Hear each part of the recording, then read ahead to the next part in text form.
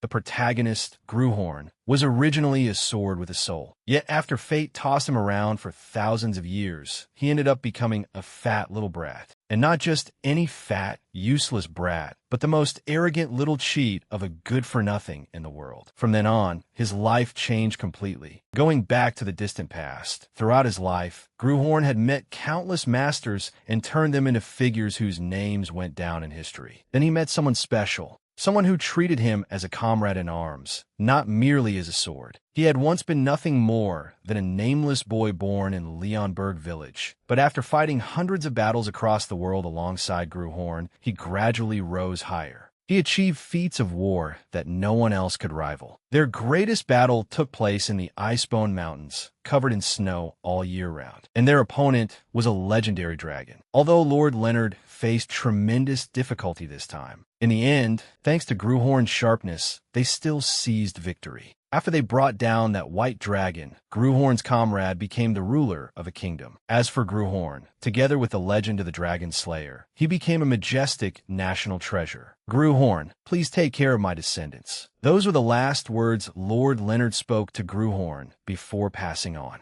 And so, Gruhorn was passed down to Lord Leonard's worthy descendants, specifically the kings who came after him. Since the country was at peace, Gruhorn no longer had to go to war. He spent most of his time in deep sleep. But then, one day, that long slumber was broken when Gruhorn realized some idiot was gripping him and shaking him over and over. The noise coming from all around also made it impossible for him to keep sleeping. The moment Gruhorn opened his eyes, someone shouted right in his face. "From now on, the master of this sword is me. Your Highness, that is something no one but His Majesty is allowed to touch." The servants around him were thrown into chaos, desperately begging the idiot holding Gruhorn to put him back where he belonged. From the way they addressed him, Gruhorn immediately guessed that this was a prince. But that very fact left him utterly shocked. A prince? This pig? He thought. "Shut up. In this country, there is nothing I cannot touch," the fat child shouted again. Gruhorn did not know exactly what had happened to make the brat this angry, but he had to use his authority, judgment, to inspect him first. When the results appeared before his eyes, Gruhorn was truly speechless. This talking pig really did carry the Leon Berger surname of his comrade. If not for that, Gruhorn would never have believed he was Lord Leonard's descendant. His name was Adrian, 16 years old. Aptitude, none. Attached traits included arrogance, pathological obesity, clumsiness, lust, laziness, a tendency to be bullied, and mana sensitivity disorder. After reading Adrian's information, Gruhorn truly had no idea what to say. He could not understand why,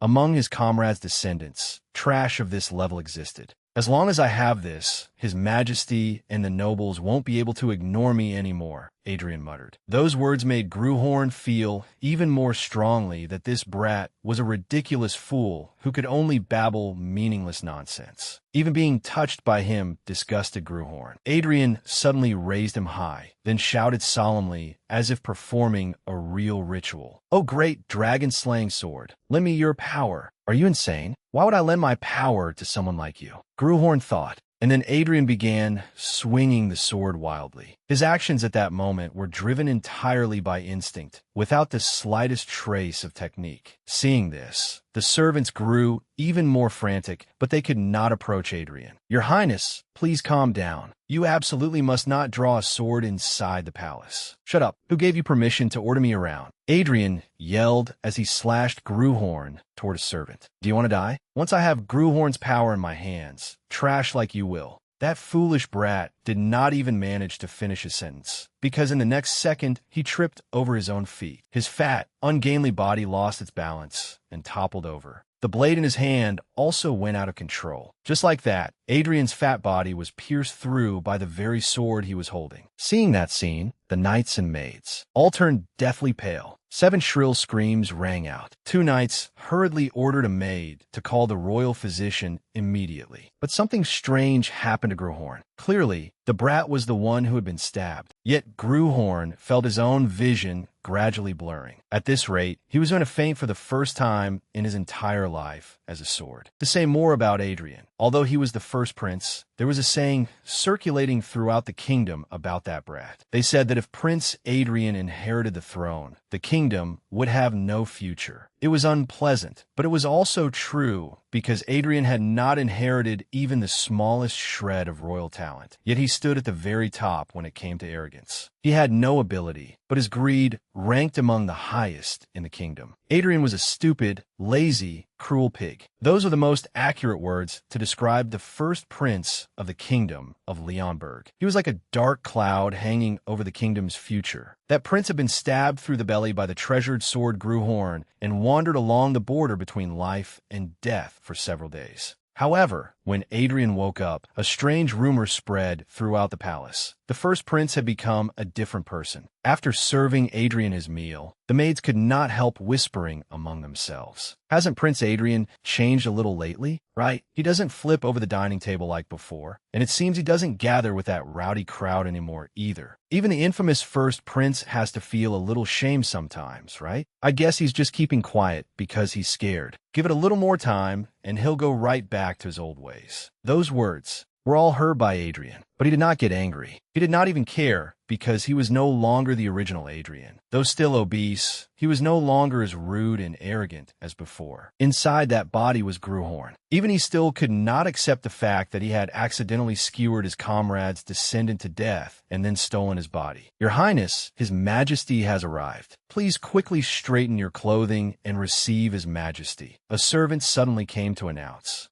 No, when I was on the verge of death, why didn't he bother visiting me? What is he coming for now? Gruhorn, who had now become Adrian, replied irritably. Your Highness, the royal knights are nearby. Please be careful with your words. The maid answered with a face that could not have been more sincere. At that very moment, a tall man appeared behind her. The instant he arrived, he looked at Adrian with a piercing glare. His tone was clearly far from pleased. I heard you just returned from the brink of death, but judging by that temper, you are still exactly the same. After saying that, he turned toward the maid and continued, You may withdraw. His Majesty is not expecting much anyway. Though Adrian did not say it aloud, his face clearly had the words, Who is this now? Written all over it. Although he had inherited that brat's body, he did not possess any of his memories at all. Seeing that Adrian did not respond, the man continued speaking. You and I still share the bond of teacher and pupil. Yet now, are you even too lazy to pretend you know me? Oh, so he's this pig's teacher, Adrian thought. Then he began making excuses. My memories are all jumbled right now. I feel like I can remember who you are, but then I can't. At his words, the other man's expression changed for a moment. And just then, the current king arrived as well. Hearing the servant's announcement, Adrian could not help raising an eyebrow, wanting to see whether that fat brat's father was another fat old man. But that king was much better than he had imagined. Adrian had thought the long passage of time might have diluted his comrade's lion blood into dog blood. But looking at the king, that did not seem to be the case. His gaze was extremely stern and cold, as if the child before him were not his own son at all. You will not even greet your royal father? It seems surviving a near-death experience has not changed you after all. Your Majesty, I have just heard that His Highness's memory is not intact. The man immediately reported this as soon as the king finished speaking. The moment he said it, the people nearby could not help whispering in astonishment that this was truly a disaster. Why did the royal physician not report something so important? Summon the royal physician at once and have him examine His Highness again. The king said nothing, which was tacit agreement. A short while later, Adrian was lying flat on the bed, while the royal physician examined him from head to toe. But the old physician still found nothing abnormal in his body, so he could only conclude that Adrian had likely suffered an excessive shock and had partially lost his memory. The king's expression grew even graver. Memory loss? Adrian sat up, facing that scrutinizing gaze, and thought the king had discovered that he was lying. But unexpectedly, the king continued in an extremely furious tone. How convenient. If you now say you do not remember, does that mean everything you have done until now never happened? Sometimes, people make the wrong choice. People may do things that everyone condemns, but if they later realize their mistakes and never repeat that process again, then it can still be called a learning process. but you have forgotten everything. Because to you, it is as if none of it ever happened. You have not taken even a single step away from the mistakes of your past, and in the future, you will no longer be able to move forward either. Those heavy words came crashing straight down on Adrian's head. After saying that, the king swept his sleeves and left. Adrian felt that transmigrating into this body was no different from stepping in filth. Forget being treated like a prince. He was not even treated like a human being. Just what outrageous things had this fat brat done to end up like this? While Adrian was asking himself that question, someone suddenly pulled him into a tight embrace.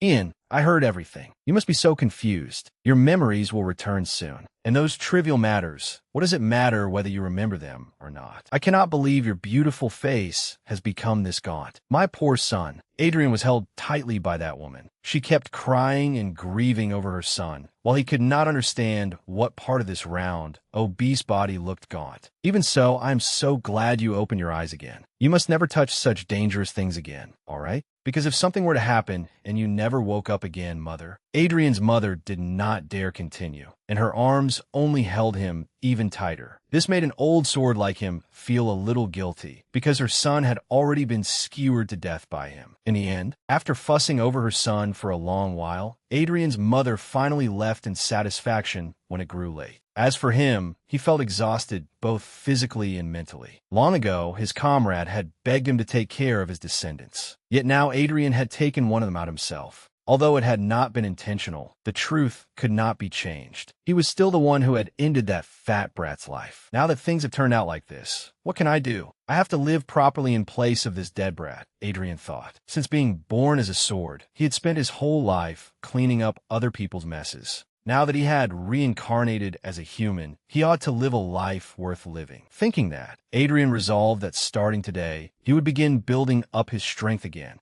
After all, when he was Grewhorn, he had nurtured countless prodigies. This time would be no different. And so, Adrian immediately jumped down from his chair, intending to begin by forging a mana heart. He sensed mana from all directions, then forcefully inhaled as much of it into his body as he could. After that, Adrian gathered the mana at the position of his heart. But at the moment he thought the mana was about to condense, it suddenly dispersed.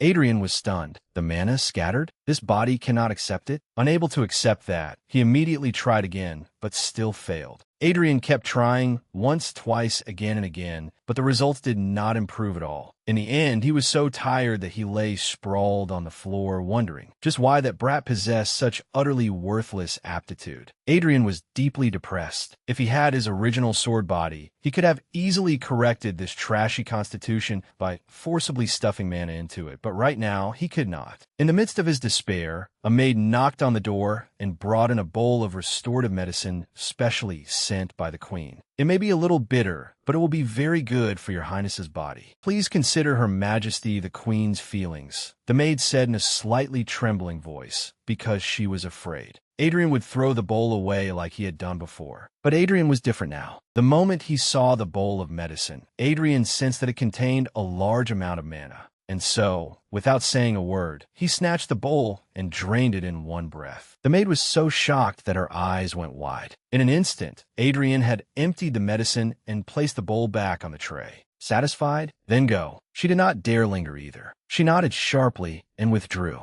After drinking that much mana, Adrian wanted to try again, and this time it truly worked, although the amount was still insufficient. And it was so small that it would disappear after a single day. Adrian could still be said to have succeeded in forging a mana heart. And so, he called that maid back again, and asked whether she had any more of that medicinal tonic soup. Several days passed like that. Adrian was extremely satisfied because he had created a true mana heart, no longer something as tiny as a spark that would go out with the slightest breath. He had done this countless times before, and now Adrian could make something like a mana heart with his eyes closed. But before he could enjoy that joy for long, Adrian suddenly felt a heart-piercing pain. It felt as though his insides were burning. His chest was so hot it seemed about to explode. Although creating a mana heart was always supposed to hurt, Adrian had not expected it to hurt this much. He struggled to keep himself from losing consciousness, because if he passed out now, the mana would surely reverse flow. Even while tormented by the pain,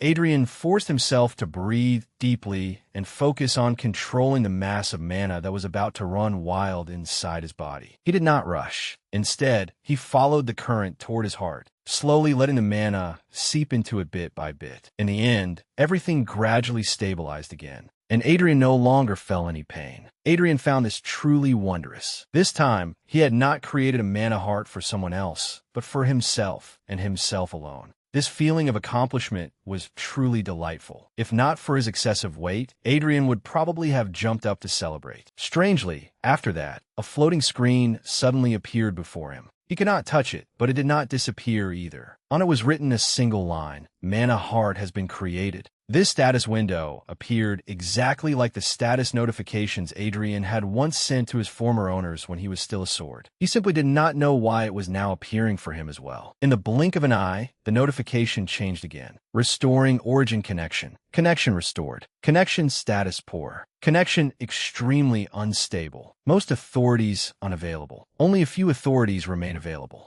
Authority judgment now available at a limited level. Potential of opponents lower than or equal to the user can now be confirmed. A series of notifications appeared, dazzling Adrian's eyes. It was not only judgment. The authority 3 eyes, 3 ears also receive a notification saying it was now available at an extremely limited level and could only help him see and hear more clearly. Adrian immediately tried using his authority, although the notification said it was available only at an extremely limited level. It clearly still helped him see much more clearly and much farther than before. Likewise, Adrian could also hear the whispers of the maids outside the door. However, he could not maintain that effect for long, because his internal mana was completely depleted. The system forced Adrian to stop using the authority, so the so-called extremely limited availability did not affect the effect itself, but rather the duration of use. With the authority in hand, he could sense everything in every direction without any blind spots, but he could not maintain it for long.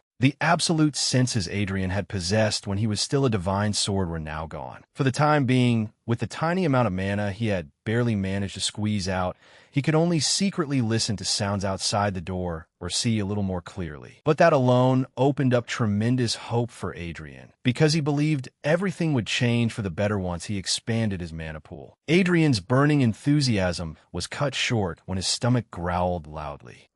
Right now, you are in a human body. It is only natural for you to get hungry. And so, the maids hurriedly had to prepare food, worried that if they were even a little late, the first prince would fly into a rage. After lunch, the queen came to see Adrian. It seemed she was deeply moved to see her son drink every last drop of the tonic she had sent him, while she was busy affectionately fussing over Adrian. A fearsome-looking man with a scarred face entered with an intimidating air. "That is right. Do you recognize who this is?" the queen asked, but all she received in return was her son shaking his head. "It seems he truly has lost his memory," the man said. "Then you must help this child, brother. After all, is he not your only nephew?" Inwardly, Adrian let out a sound of realization. He had been wondering who this man was, and it turned out he was the queen's older brother, in other words, his uncle. The contempt the man held for Adrian seemed no different from everyone else's. Help him? You make it sound as though he has lost something important. In any case, his past was hardly anything good.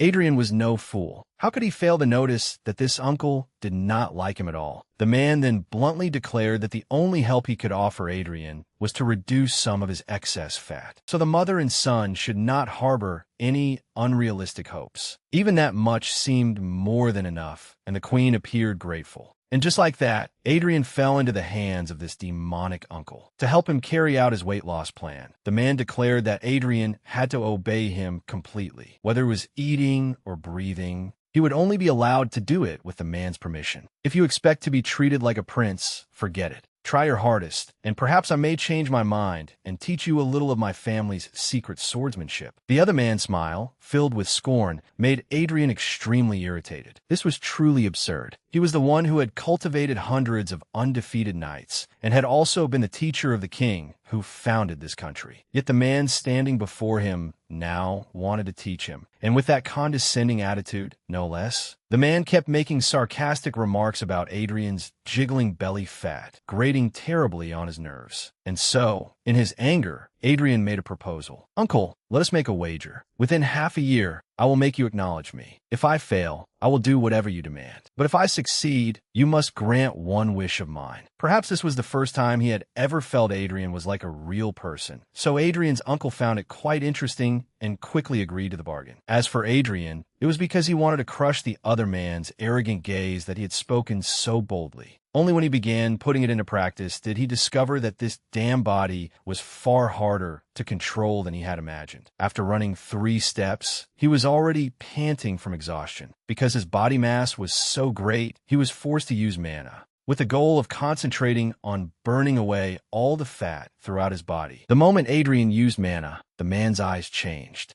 And to verify the suspicion in his heart, he approached Adrian. "Hey, Adrian, you truly created a mana heart." Seeing the astonishment in the other man's eyes, Adrian felt immensely pleased. This was only the first step. He answered arrogantly, "Oh, uncle, are you talking about this?" "Yes, I created it a few days ago." "What? Do you regret wagering with me now?" "What the hell are you thinking? Why would you create a mana heart?" The other man's question struck down Adrian's arrogance. Looking carefully, the contempt in his eyes had actually grown even stronger. "Where on earth did you learn that method? It seems you do not even know what you have done wrong. A mana heart is a crude technique that only low-ranking mercenaries learn." His words struck like a bolt from the blue, making Adrian feel for a moment as though all his hard work over the past several days had turned into a joke. At that moment, Adrian still could not accept it, but the explanation would be long, so Adrian's uncle decided to use action to make him understand more clearly. A powerful stream of mana appeared in his hand, taking the form of a ring. Then, as soon as he swung his hand, the mana surrounding Adrian's body was instantly dispersed. That was the characteristic of a mana chain. It could break the sword aura created by a mana heart. Moreover, it was far easier and far more stable than a mana heart. From his uncle's words, Adrian also learned that even House Eli, the stubborn family that had clung to the method of forging mana hearts, had declined 100 years ago. In other words, no one used mana hearts anymore. The reason Adrian was so behind the times was that he had slept in the storehouse for far too long, all the way until that fat boy awakened him. After returning with his heart heavily shaken, he began studying the basic theory of mana chains from books, reading while constantly sighing that the times truly had changed.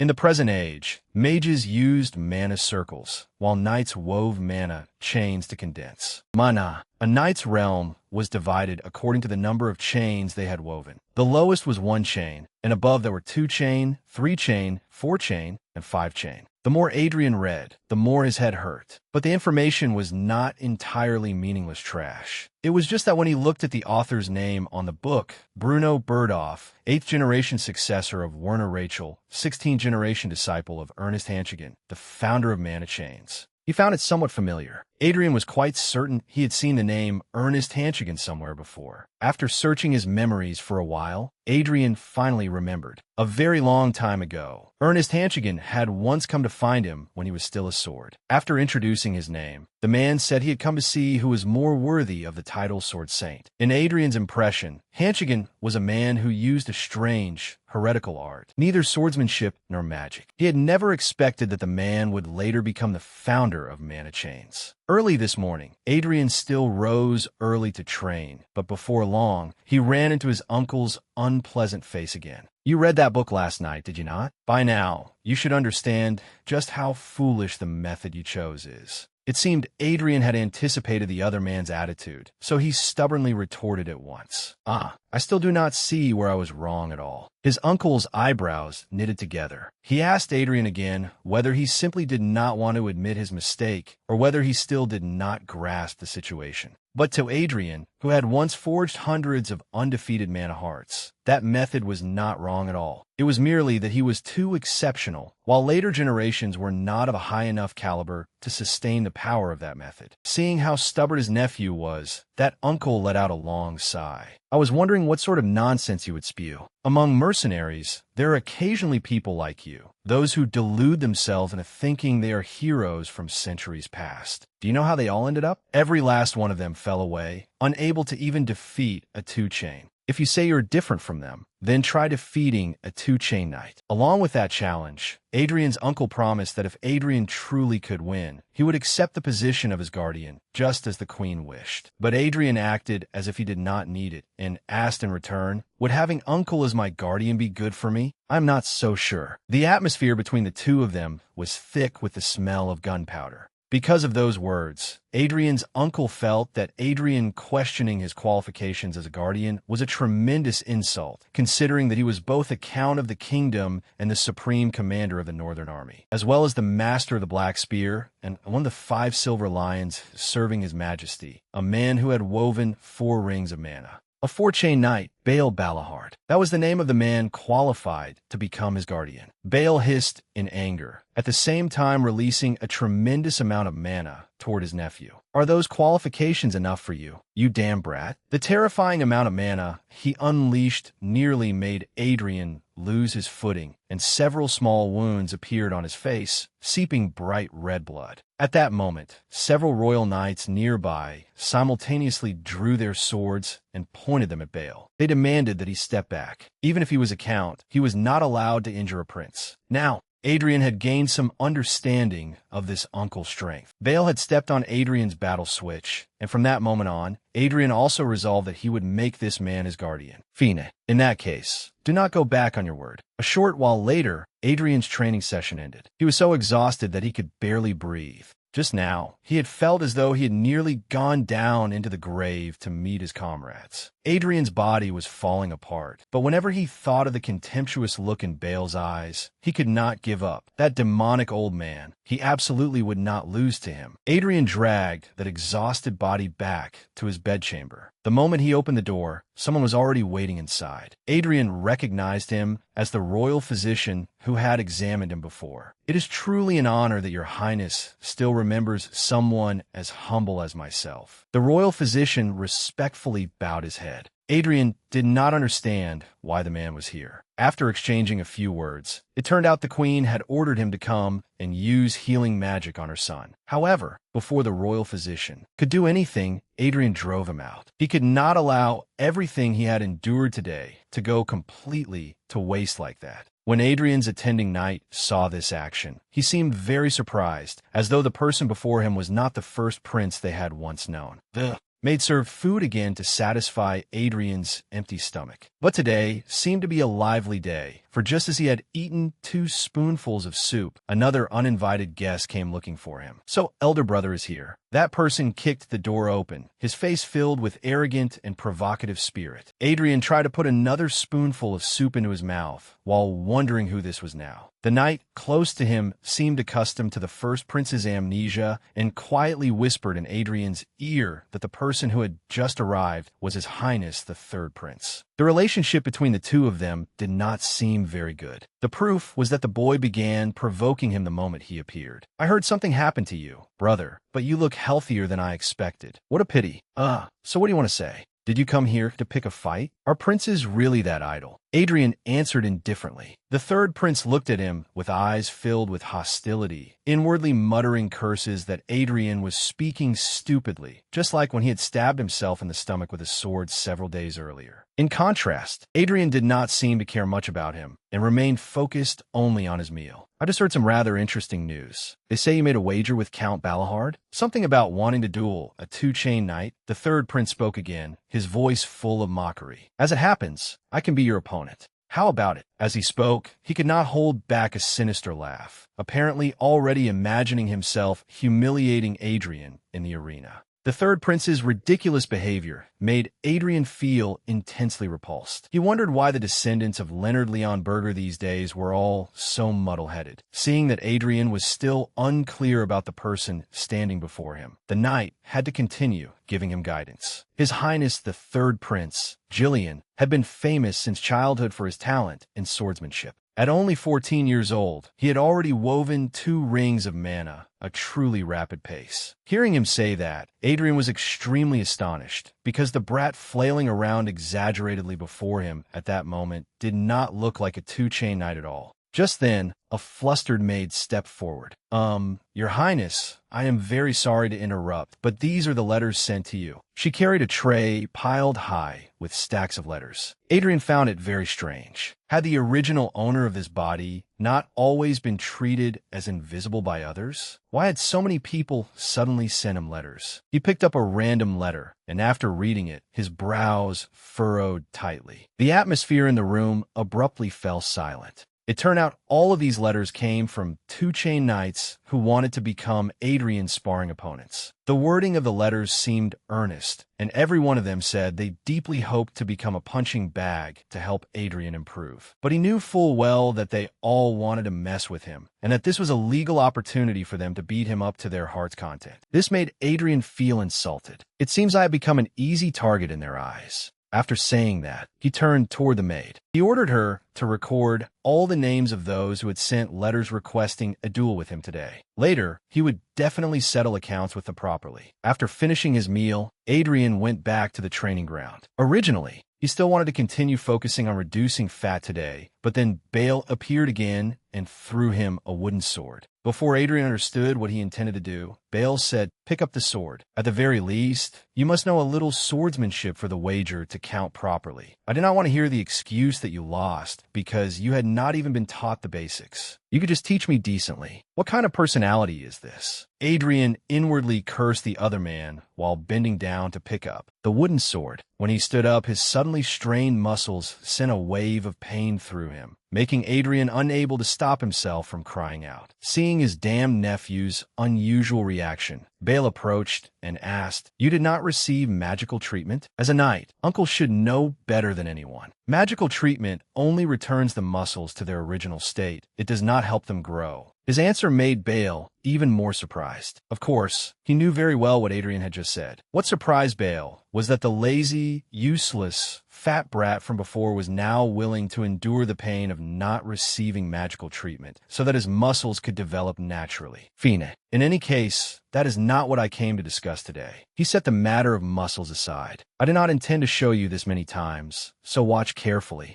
This is the technique all the kingdom's knights learn in order to establish the foundation of their swordsmanship. Kingdom training swordsmanship. As soon as Bale finished speaking, he immediately demonstrated this basic swordsmanship for Adrian. Although it was only foundational knowledge, when performed by him, it looked especially powerful and formidable. Adrian watched without blinking until Bale finished his demonstration. By then, his mouth had fallen open so wide that his jaw seemed to reach his chin. Just now, did Uncle say this is only the swordsmanship knights learn to build their foundation? Seeing Adrian's expression, Bale thought that even this bit of basic swordsmanship had dazzled him, so he looked down on him even more. That is right. Because it is training swordsmanship, it may lack sharpness, but it is faithful to the fundamentals, so there is no better swordsmanship to begin with. Though, considering your talent, it may still be too much for you. Bale's words were cut off when he heard Adrian laugh. He looked over and saw Adrian covering his face as he laughed. That laugh was filled with self-mockery. Bale did not understand what this attitude meant, but Adrian's emotions were particularly complicated, because what he had just seen was the very swordsmanship his comrade had once used to hunt down the White Dragon, the great sword art that had beheaded that mad dragon. After so much time had passed, it was now being regarded as an ordinary training sword technique. This was truly laughable. Of course, this alone will not be enough to help you win the wager, Bale continued. After you master the basics, you can beg your mother to hire another teacher, or there is no need. Adrian cut him off. He declared that he would not learn any other swordsmanship, because this alone was enough. Bale seemed about to say something, but stopped. In the end, he left only 2 words: suit yourself. Adrian was furious at the way Bale regarded dragon-slaying swordsmanship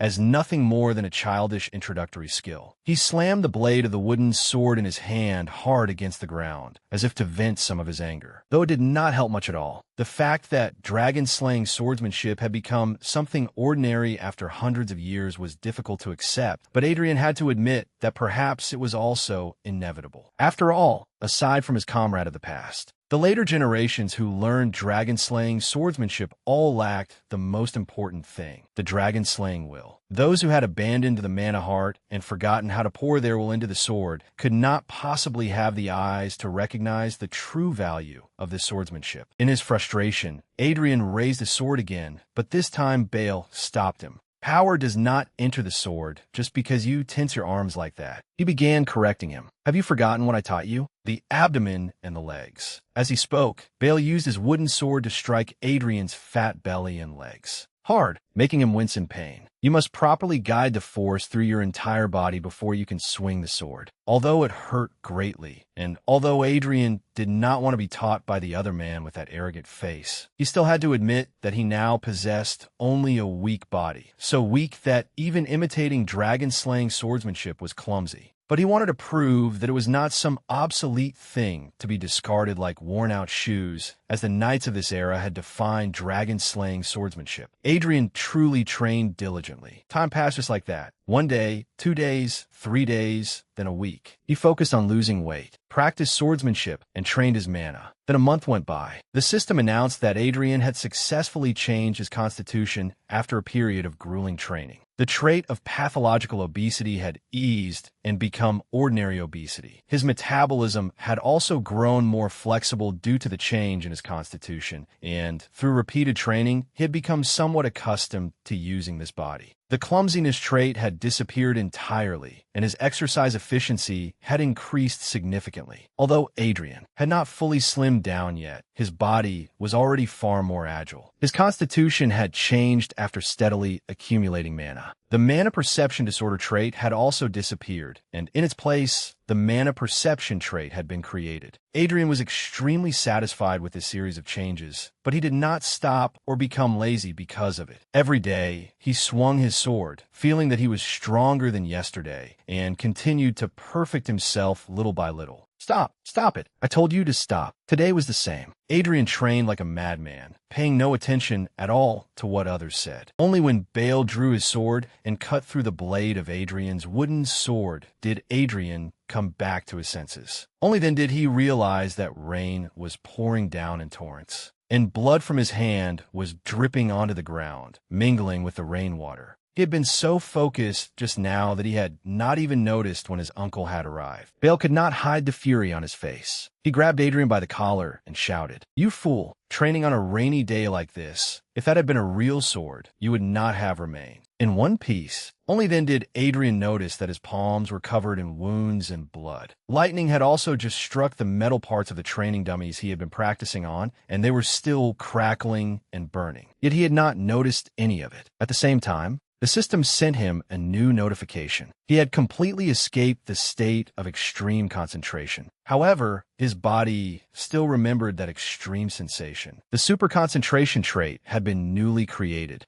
Looking at the notification floating before him, Adrian gave a self-mocking smile. If Bale had not appeared just now, and he had remained in that state of intense focus, he might truly have been struck by lightning. At that point, Adrian could no longer think of anything. All his strength had been drained away, and he immediately fainted. Bale reached out to catch his nephew, an extremely complicated expression on his face. "One idiot," he muttered. When Adrian woke up, he found himself warm and comfortable under the blankets in his private chambers. He had not expected himself to have collapsed so completely. It seemed he still had not grasped the limits of this body. It was not hard to understand why Adrian was so impatient to grow stronger. Back when he was a sword saint, he had achieved everything possible. Nameless war hero, sword master, king of mercenaries, and even founding monarch. He had led wars to victory and elevated the realm of body and soul. He had guided heroes down the most proper paths. Back then, Gruhorn had not merely been an unthinking sword, but a wise strategist and an outstanding teacher. But alongside all that, he had also been someone who always stood outside events. Therefore, after obtaining a body for the first time in hundreds of years, he had become intoxicated with swinging a sword until he reached that state of intense concentration. Adrian thoroughly enjoyed the feeling of making every drop of sweat, every effort, and every result his own. But today's incident had given him a warning. If he continued like this weak body would soon be ruined. He had to rebalance his mind and body. More than a month had passed since Adrian created his mana heart. Since then, he had gathered a fair amount of mana. He should soon be able to move on to the next stage. And so, Adrian sat upright on the bed, began sensing his body, and concentrated on gathering his mana. Before long, a notification appeared before his eyes, saying that through persistent effort, Adrian had successfully accumulated mana to a certain level. Because of that, his body could now contain a little more mana. In other words, his mana heart had expanded, allowing him to accumulate a higher maximum amount of mana than before. In addition, the expansion of the mana heart would also change his constitution, though not by much. Adrian was extremely pleased. The first thing he thought of now was replacing the wooden sword with a real sword during training. After all, the system had announced that Adrian had reached the rank of apprentice swordsman. He could now use the most basic layer of aura. Looking at the sharp sword in his hand, wrapped in abundant mana, Adrian's face broke into a deeply satisfied smile. With this, I can grasp the fundamentals. And so, the next day, Adrian no longer used a wooden sword. In the middle of training, Bale appeared with an irritated expression. He said that the rumor about the wager between the two of them, uncle and nephew, had spread throughout the kingdom. Because of that, even Bale was feeling annoyed. Would it not be better if you quickly found an opponent for a duel? Bale suggested, hoping that after Adrian settled on an opponent, the other two chain knights would abandon their hopes of sparring with him and stop making noise everywhere.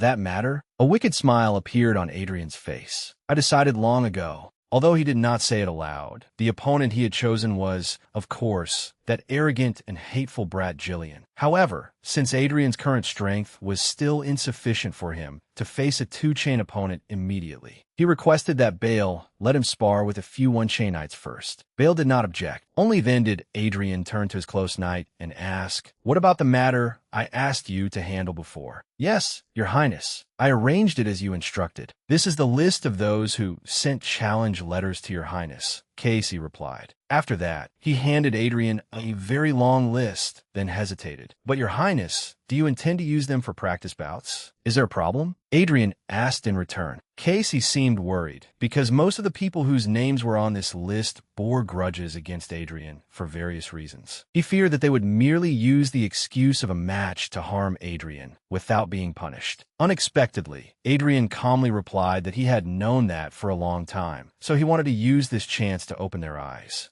And to ensure fairness, he wanted Bale to act as referee for these practice matches. "I have no grand demands. I only need you, uncle, to prevent anyone from dying while fighting me. You could do me a favor of that level, can you not?" Adrian's arrogant demeanor was more than enough to make Bale agree. After all, Bale also wanted to see just how much Adrian had improved for him to boast so loudly. And Bale truly agreed. Only a few days later, the first sparring match arrived. The opponent Adrian chose was a man named Taylor Teohem, the second son of an ordinary baron. Standing before the splendid palace where Adrian lived, Taylor could not hide the fury on his face. His grudge against Adrian went back several years. Back then, at a grand banquet, the original Adrian, coarse and detestable in appearance, had loudly criticized Baron Teohem and his sons in front of the crowd. The brat's exact words had been as follows: "Look at this mess. From their clothes to their manners, they reek of the countryside. Look at that. They piled on every piece of clothing they own just because they got to attend a royal banquet." Because of that, Taylor's father and elder brother had suffered an unforgettable humiliation. Their family's honor had been trampled into the dirt, and even now, House Teohem remained a laughingstock among the nobles. Taylor had resolved that today he would definitely make Adrian pay dearly for what happened that day. However, he had no way of knowing that the person before him now was no longer the same person who had once mocked his family. Standing before Adrian with a heart full of hostility, Taylor tried to appear respectful and polite, but his eyes could not lie. "Greetings, your highness, First Prince Adrian Leon Berger. I am Taylor, second son of House Teohem. I am a one-chain apprentice knight,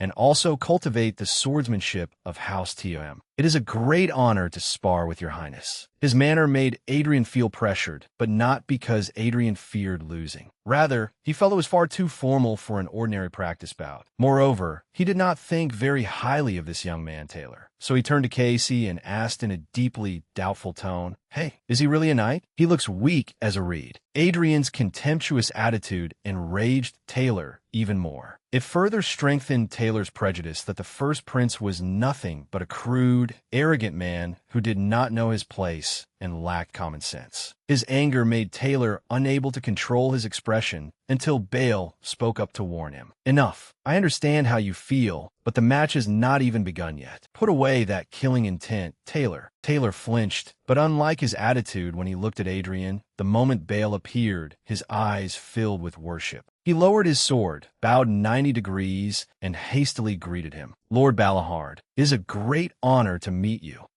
It is good to meet you," Bale replied courteously. Seeing that, Adrian could not help curling his lip. Anyone who did not know better would think Bale was the prince. It was truly unfair that Taylor's real opponent, Adrian, received no respect at all. "If you knew this would happen, you should have behaved properly in the past." Bale took the chance to lecture his wretched nephew again. Adrian was clearly displeased that Bale kept bringing up the past over and over. After all, those past incidents had not been done by him. They'd been done by that damned fat brat. Setting aside those trivial matters, under Bale's supervision, Adrian and Taylor took their positions. Then the match officially began. The two of them glared at each other, their eyes like bullets, both filled with determination. Taylor could no longer hide his killing intent. The mana in his body immediately flared up. Then, "Your Highness, please be careful." As soon as he finished speaking, Taylor charged forward. He wanted to end it quickly. When he was about 3 steps away from his opponent, he stomped hard against the ground and launched himself upward. The blade in Taylor's hand was already poised to strike down. He thought Adrian would be as easy to handle as thin gruel. However, in Adrian's eyes, he was only a clumsy clown with far too many unnecessary movements. The sword in Adrian's hand rose. He did not use much strength, yet he completely blocked Taylor's powerful slash. Through this move, Taylor also realized that Adrian's power came from his mana heart, not from a mana chain like ordinary knights. But that only made Taylor even more confused. In theory, how could a mana heart possibly block a mana chain? Is it because this fellow is only one chain? No wonder it only feels a little numb, Adrian muttered, wearing an expression that showed he did not take his opponent seriously at all. He really did look infuriating. At that moment, Taylor, Casey, Bale, and the other knights all realized one thing. There was an abnormal sound coming from the sword in Adrian's hand. It seemed to be sword resonance. Adrian appeared somewhat dazed and did not notice it. Taylor could not accept the fact that Adrian had just stopped his attack. He gripped his weapon tightly again and charged once more. However, perhaps because his mind had been affected, the mana he controlled was quite chaotic. When Taylor had come very close, Adrian, who had been lost in thought, finally returned to his senses. Fortunately, he still managed to raise his sword in time and block the attack. He grunted as the two swords collided. This man's strength was rather impressive, completely at odds with his delicate appearance, as if he might be blown away by the wind. As for his opponent,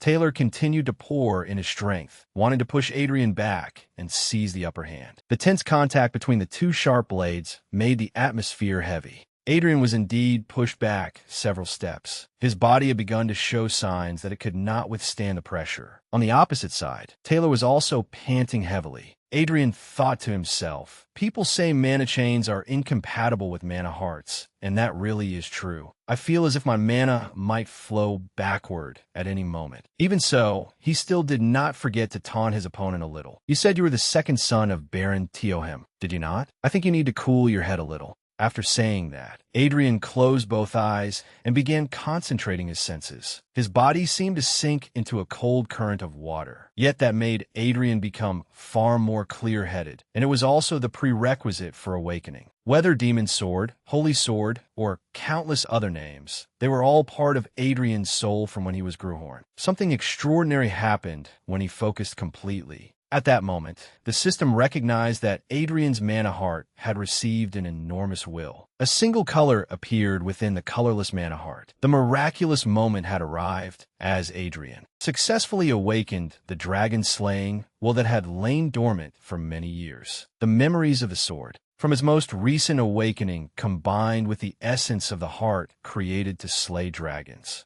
As a result, the dragon-slaying heart was activated. Adrian felt power surging ceaselessly through his body. Forged for the purpose of slaying dragons, this was the true power of dragon-slaying swordsmanship. The stream of energy pouring out from the dragon-slaying heart fused into dragon-slaying swordsmanship, and the undeniable power radiating from Adrian made Taylor, who stood opposite him, tremble and freeze. Bale suddenly shouted because he realized that Adrian's aura had changed and Taylor's life was now truly in danger. Even so, Adrian did not stop. At that moment, he shot toward Taylor like an arrow loosed from a bowstring. Before the match began, Adrian had deliberately said, "Uncle, before the match begins, I have one request." Bale asked suspiciously, "What is it?" Gruhorn's eyes flashed sharply. "If by any chance, it looks as though I am about to kill my opponent." That voice echoed again at the final moment. "Then do not betray my trust. You absolutely must stop me." This one blow directly drove Adrian back. The difference in strength sent Gruhorn crashing straight into the wall. Bale, who had just made his move, observed him coldly. He slowly stepped toward the young man before him.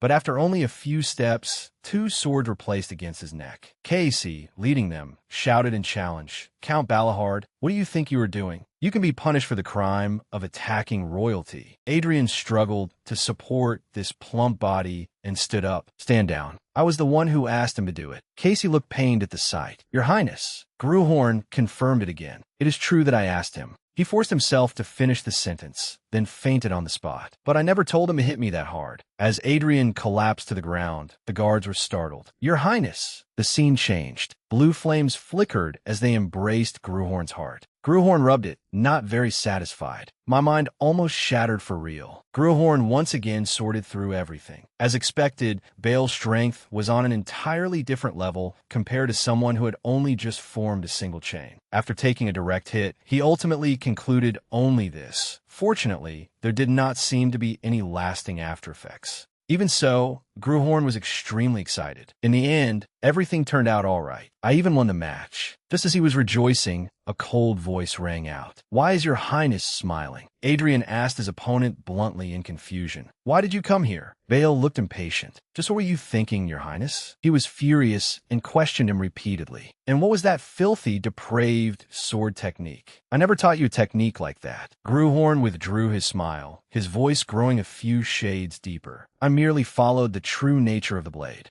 Although Bale knew Adrian was right, he was still dissatisfied. The true nature of the blade? Spoken by someone who has never experienced real combat. He did not hesitate to say as much. "So, this nature of the sword you speak of his killing intent." Bale also lowered his voice. It was rough and unsettling, but it was still one truth among countless others. Gruhorn seemed to have expected this as well. Surprisingly, he paid no attention to the other man's sneer. "I thought you would begin preaching something like how the path of the sword lies in perfecting the blade, or something of that sort." This time, Bale stated with utmost seriousness, "I am not a knight. I am a soldier. I do not walk the path of justice, but the path that leads to victory." Those words truly surprised Gruhorn, but Bale quickly continued. Calmly, he pointed out the flaw. "However, your Highness's sword went too far. When bloodlust swells too strongly, it blinds both friend and foe." Adrian turned his head away, unable to hide the dissatisfaction in his voice. "And that is why we are making such a fuss, to correct that flaw, is it not?" Bale crossed his arms, making no attempt to hide his thoughts. "I will watch to see whether your Highness is swallowed by the demon within." After 3 days of continuous practice bouts, the heavy sword dropped to the ground. Gruhorn spoke again and asked, "Taylor Tone,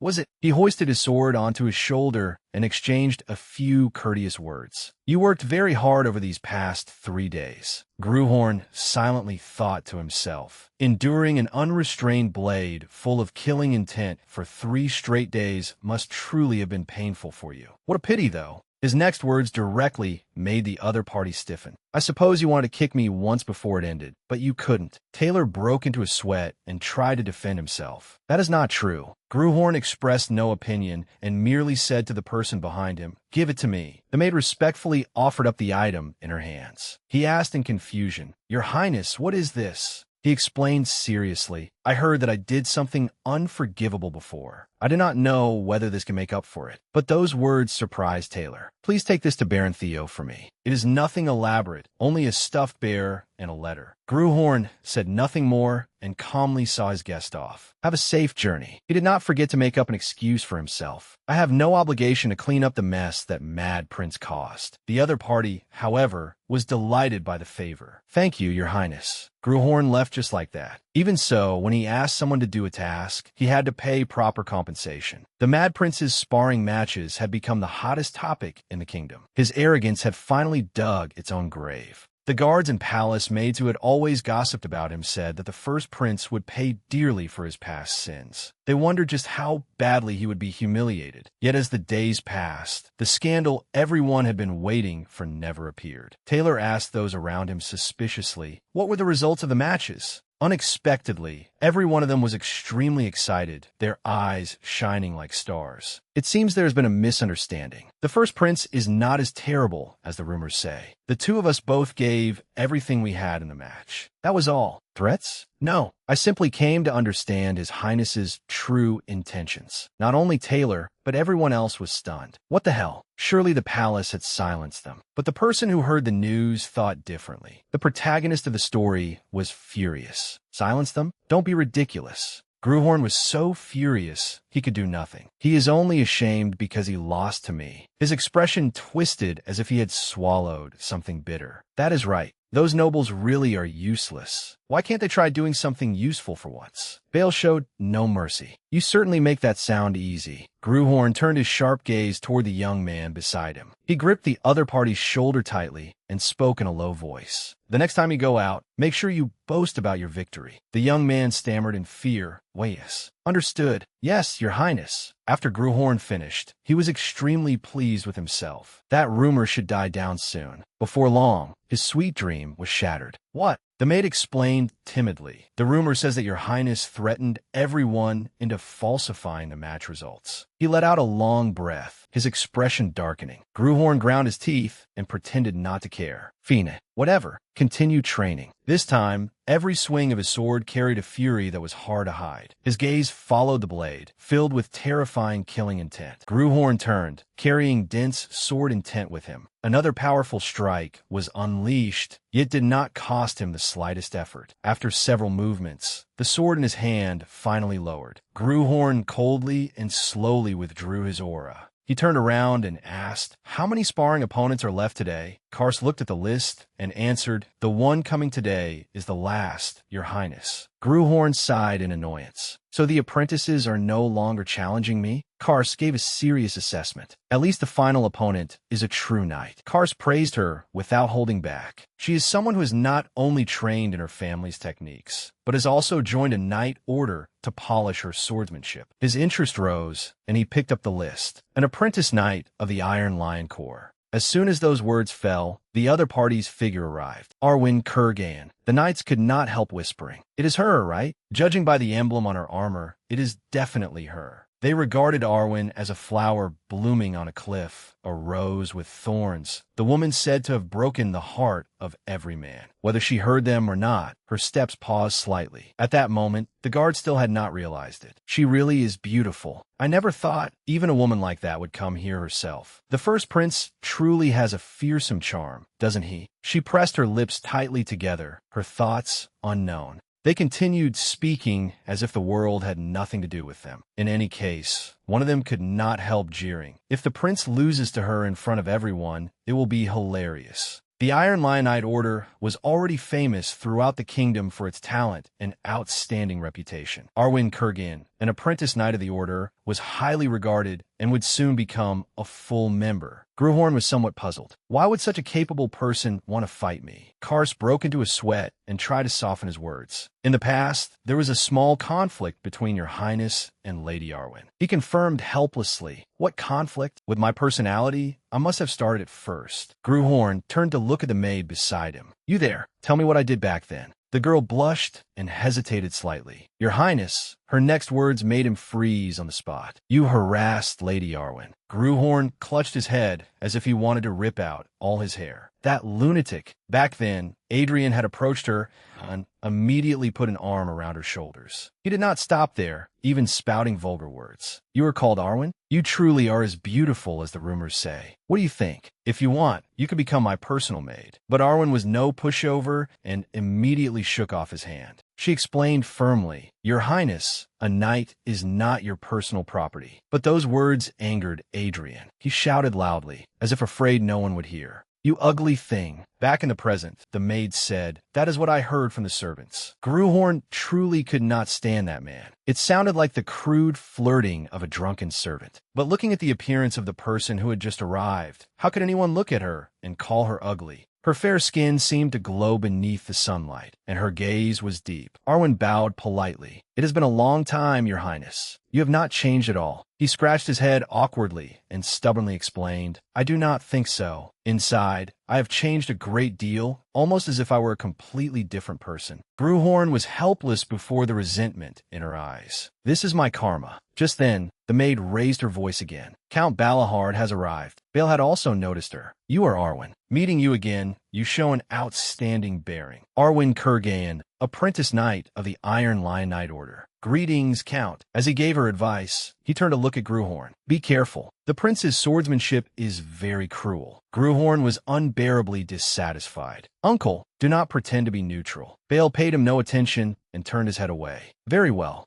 At Bale's shouted command, Gruhorn smiled with absolute confidence. The two took their positions. In contrast, she was extremely calm. He raised his hand high. "From this moment, the match begins." As soon as the words fell, Arwen took her stance. Gruhorn observed his opponent with great interest, wanting to see what was special about the seed of the Iron Lions. In the blink of an eye, she lunged forward without warning. But in his eyes, this speed was nothing remarkable. Not bad movement. Gruhorn lightly swung his sword and successfully neutralized her technique. Suddenly, a mouthful of fresh blood sprayed from his mouth. His mana was reversing its flow. Arwen, as if she did not care at all, still knitted her brows tightly. Gruhorn struggled to knock away his opponent's sword. In only a few short minutes, the two had exchanged 100 blows. He quickly realized his mistake. He had been completely drawn along by her attacks. "This is bad." She leapt up, her eyes holding a dense thread of killing intent. At this point, Gruhorn had to go all out as well. The Dragon Slayer's heart was activated.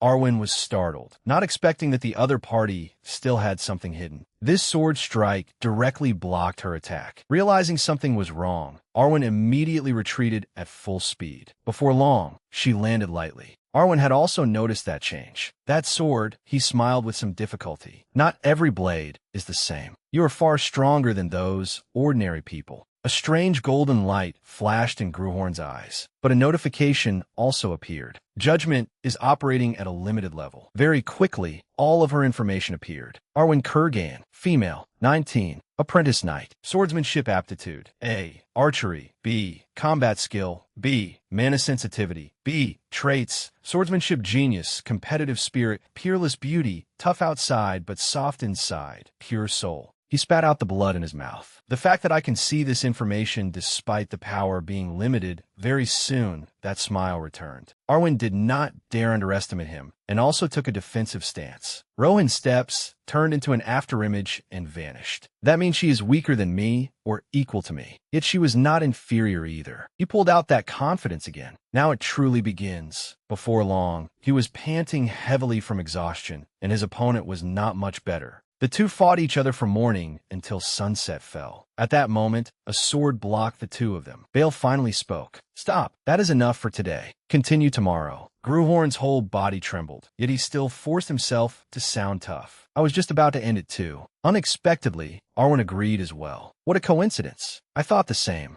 But his competitive spirit made him talk too much. "What? Do you want to keep fighting?" She had never been afraid of anyone either. "If your highness wants to, I am ready." Unable to endure it any longer, Bale shouted, "Enough." Baal coldly ordered. The sky is already dark. Both of you go to the infirmary at once. The royal physician came over to examine him. Your Highness, allow me to treat you. Gruhorn sulkily turned his head away, ignoring the other party. My goodness, this place is bruised too. He stared at Arwen, who was being treated. At that moment, she also turned her head and looked at Gruhorn. The two of them, as if by tacit agreement, turned away in opposite directions. He stubbornly told himself, I will definitely not lose. On another sunset, the knights could not help discussing it. No one has won yet. They did not dare speak loudly, only whispering. It has already been 3 days, hasn't it? To be honest, I am quite surprised. Another person continued, I have heard a lot about Arwen's skill, but the prince is just as good. All they could do was pray that there would be a result today.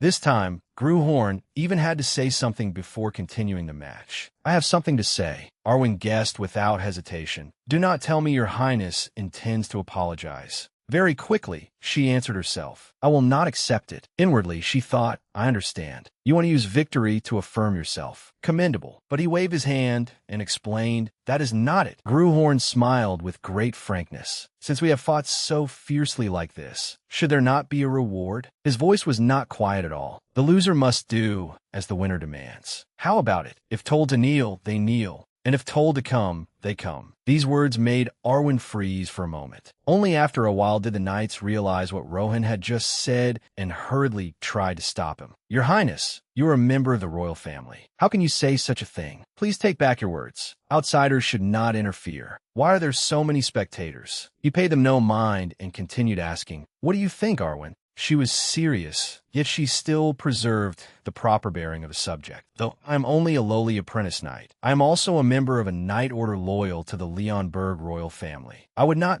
dare commit the sin of such discourtesy toward your Highness. But in the next second, Arwen agreed. However, if that is something your Highness permits, then perhaps I also have the right to receive the reward of this wager. Gruhorn smiled in great satisfaction. Good thinking. He still gave a warning before attacking. Do not go back on your word later. This time, Gruhorn seemed to have it easier. But she did not allow him to continue like that for long and quickly counterattacked. A strange red light flashed in Gruhorn's eyes. A terrifying surge of power rushed out like a broken dam. Arwen stared blankly, then quickly realized it. Zulfast, he was not this fast yesterday. At that moment, she finally saw the cruel reality clearly. Could he have been hiding his true strength? Very quickly, the two threw themselves into an extremely fierce struggle again. Arwen watched that power sweep past her shoulder, yet with only a glance, the other party was already standing opposite her. She was so exhausted that she could hardly breathe, and her eyes could not hide her surprise. In the blink of an eye, another sword strike came slashing down. In only a few short seconds, Gruhorn had closed in on his opponent. A sharp sound rang out in the silent air. A blade was knocked away and flew straight out. Unexpectedly, it was Arwen's sword. All the guards were so shocked that they stared blankly, unable to speak for a long time. Even Baal could not believe his eyes. Now, she had completely fallen. Impossible. He slowly walked over. I won ultimately. Gruhorn pointed his sword at Arwen and said sternly, Arwen Kurgan.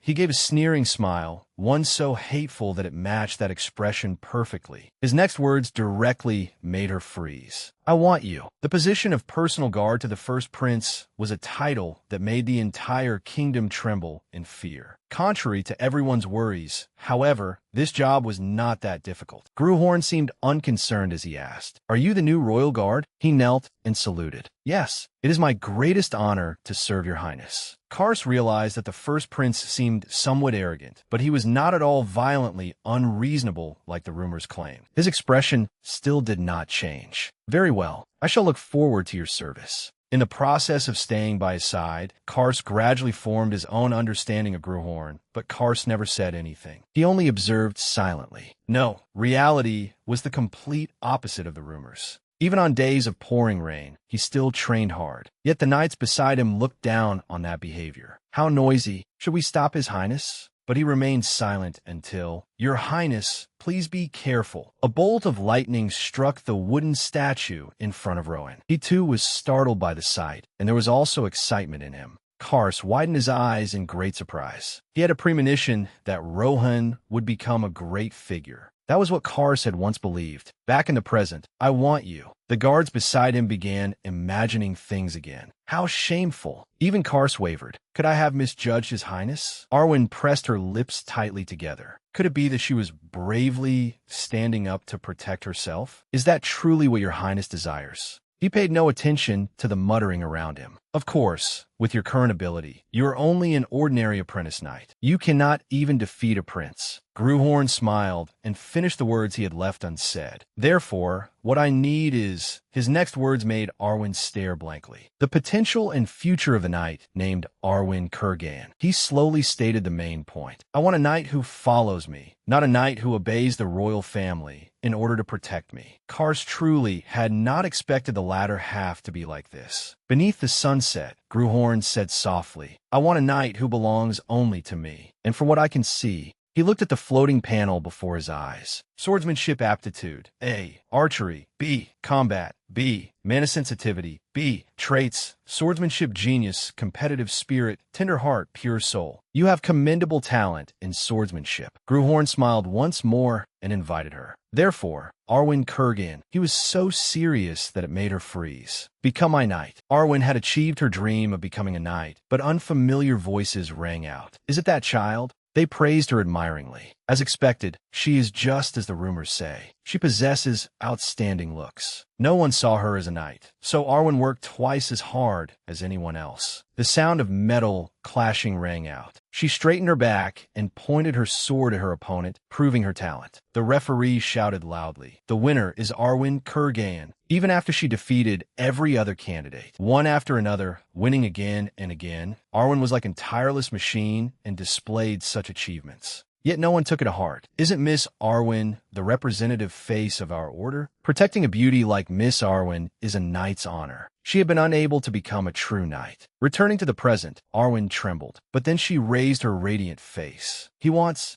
my potential and future as a knight. Arwen was somewhat shaken. Is he sincere? The sunset died, the surroundings red. Please promise me one thing. She slowly made her request. Please treat me not as a woman, but as a knight. Arwen declared firmly, if your highness can do that, I will obey every order you give. Gruhorn said nothing and merely stared at the person before him. Even so, her eyes remained still and unwavering. He suddenly smiled. Very well, I promise. Arwen had been waiting only for those words before kneeling. At that moment, Gruhorn was no longer her opponent, but the person she would serve. Her clear voice rang out. I, Arwen, eldest daughter of House Kurgan, swear loyalty to Prince Adrian Leonberger. Arwen declared boldly under Kars's gaze. I offer my sword and the rest of my life to your highness. Bale did not express any opinion, but his brows had drawn together tightly. At this moment, Gruhorn also extended his sword. As the legitimate heir of Leonberg, in the name of Adrian Leonberger, I grant you the title of knight. Beneath the sunset, the oath ceremony continued. Be brave and courteous. He spoke the final words. And loyal. Sometime later, she had grown used to the rhythm of life here. In the mornings, she trained nearby. A group of people gathered and swore loyalty to that piece of trash. It was absurd, wasn't it? And the oath was based on a wager, no less. We have to annul it no matter what. But I heard she refused our help. What began as one person's words started to spread. Good heavens. From what I know, isn't there something suspicious about this? Could she have some secret relationship with the prince? Perhaps he was afraid of scandal and didn't dare openly take her as his lover. So he used a knight's oath to hide it. It was strange from the very beginning. Why would she participate in a suspicious duel organized by that scumbag? On this side, Gruhorn felt as if he were going mad. Am I really that much of a villain? He grumbled. He stamped his foot. I really am the worst scumbag under heaven, aren't I? Cash glanced at Gruhorn in secret, looking somewhat worried. But in the end, he still spoke up. Your Highness. Cash hesitated. About what you said that day. Gruhorn turned back in confusion when Cash, somewhat helpless, reminded him, a few days ago, on the day of the final duel, you said I was only a knight protecting you under royal command.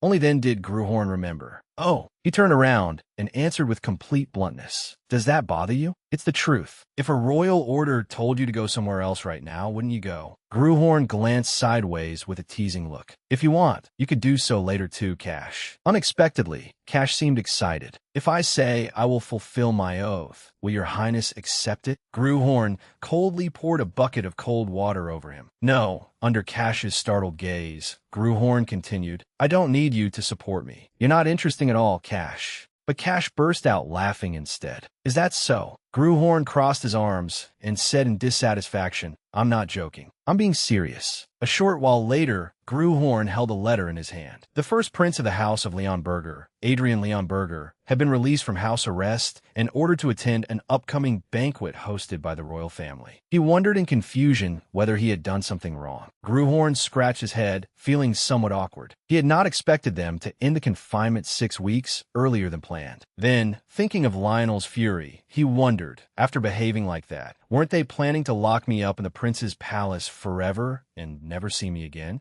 He shook his head, unable to understand. I really can't understand that man's thoughts. Cash was also confused by the person beside him. Is your highness not happy to be free again? Gruhorn turned back with an extremely serious expression. I have no interest in this. Even if I leave the royal palace, I don't know where to go, and I have no one to meet. I've never made friends with anyone. Suddenly, Adelia cried out in surprise. When she saw him looking over, she trembled. Please forgive me. I just saw an invitation addressed personally to your highness. Gruhorn asked in confusion. An invitation? Adelia immediately handed over the item in her hands. Yes, this is it. He opened it with some curiosity and read, a special social gathering for young nobles. Adelia knew Gruhorn did not remember, so she explained, it is a social gathering your highness once attended. He asked back in shock, I did. Suddenly, Gruhorn realized something. Is it some bizarre place? Adelia stammered a little. Well, as a woman, it is difficult for me to understand the refined amusements of noble young masters. His face reddened as he stuffed the letter back into the envelope. So,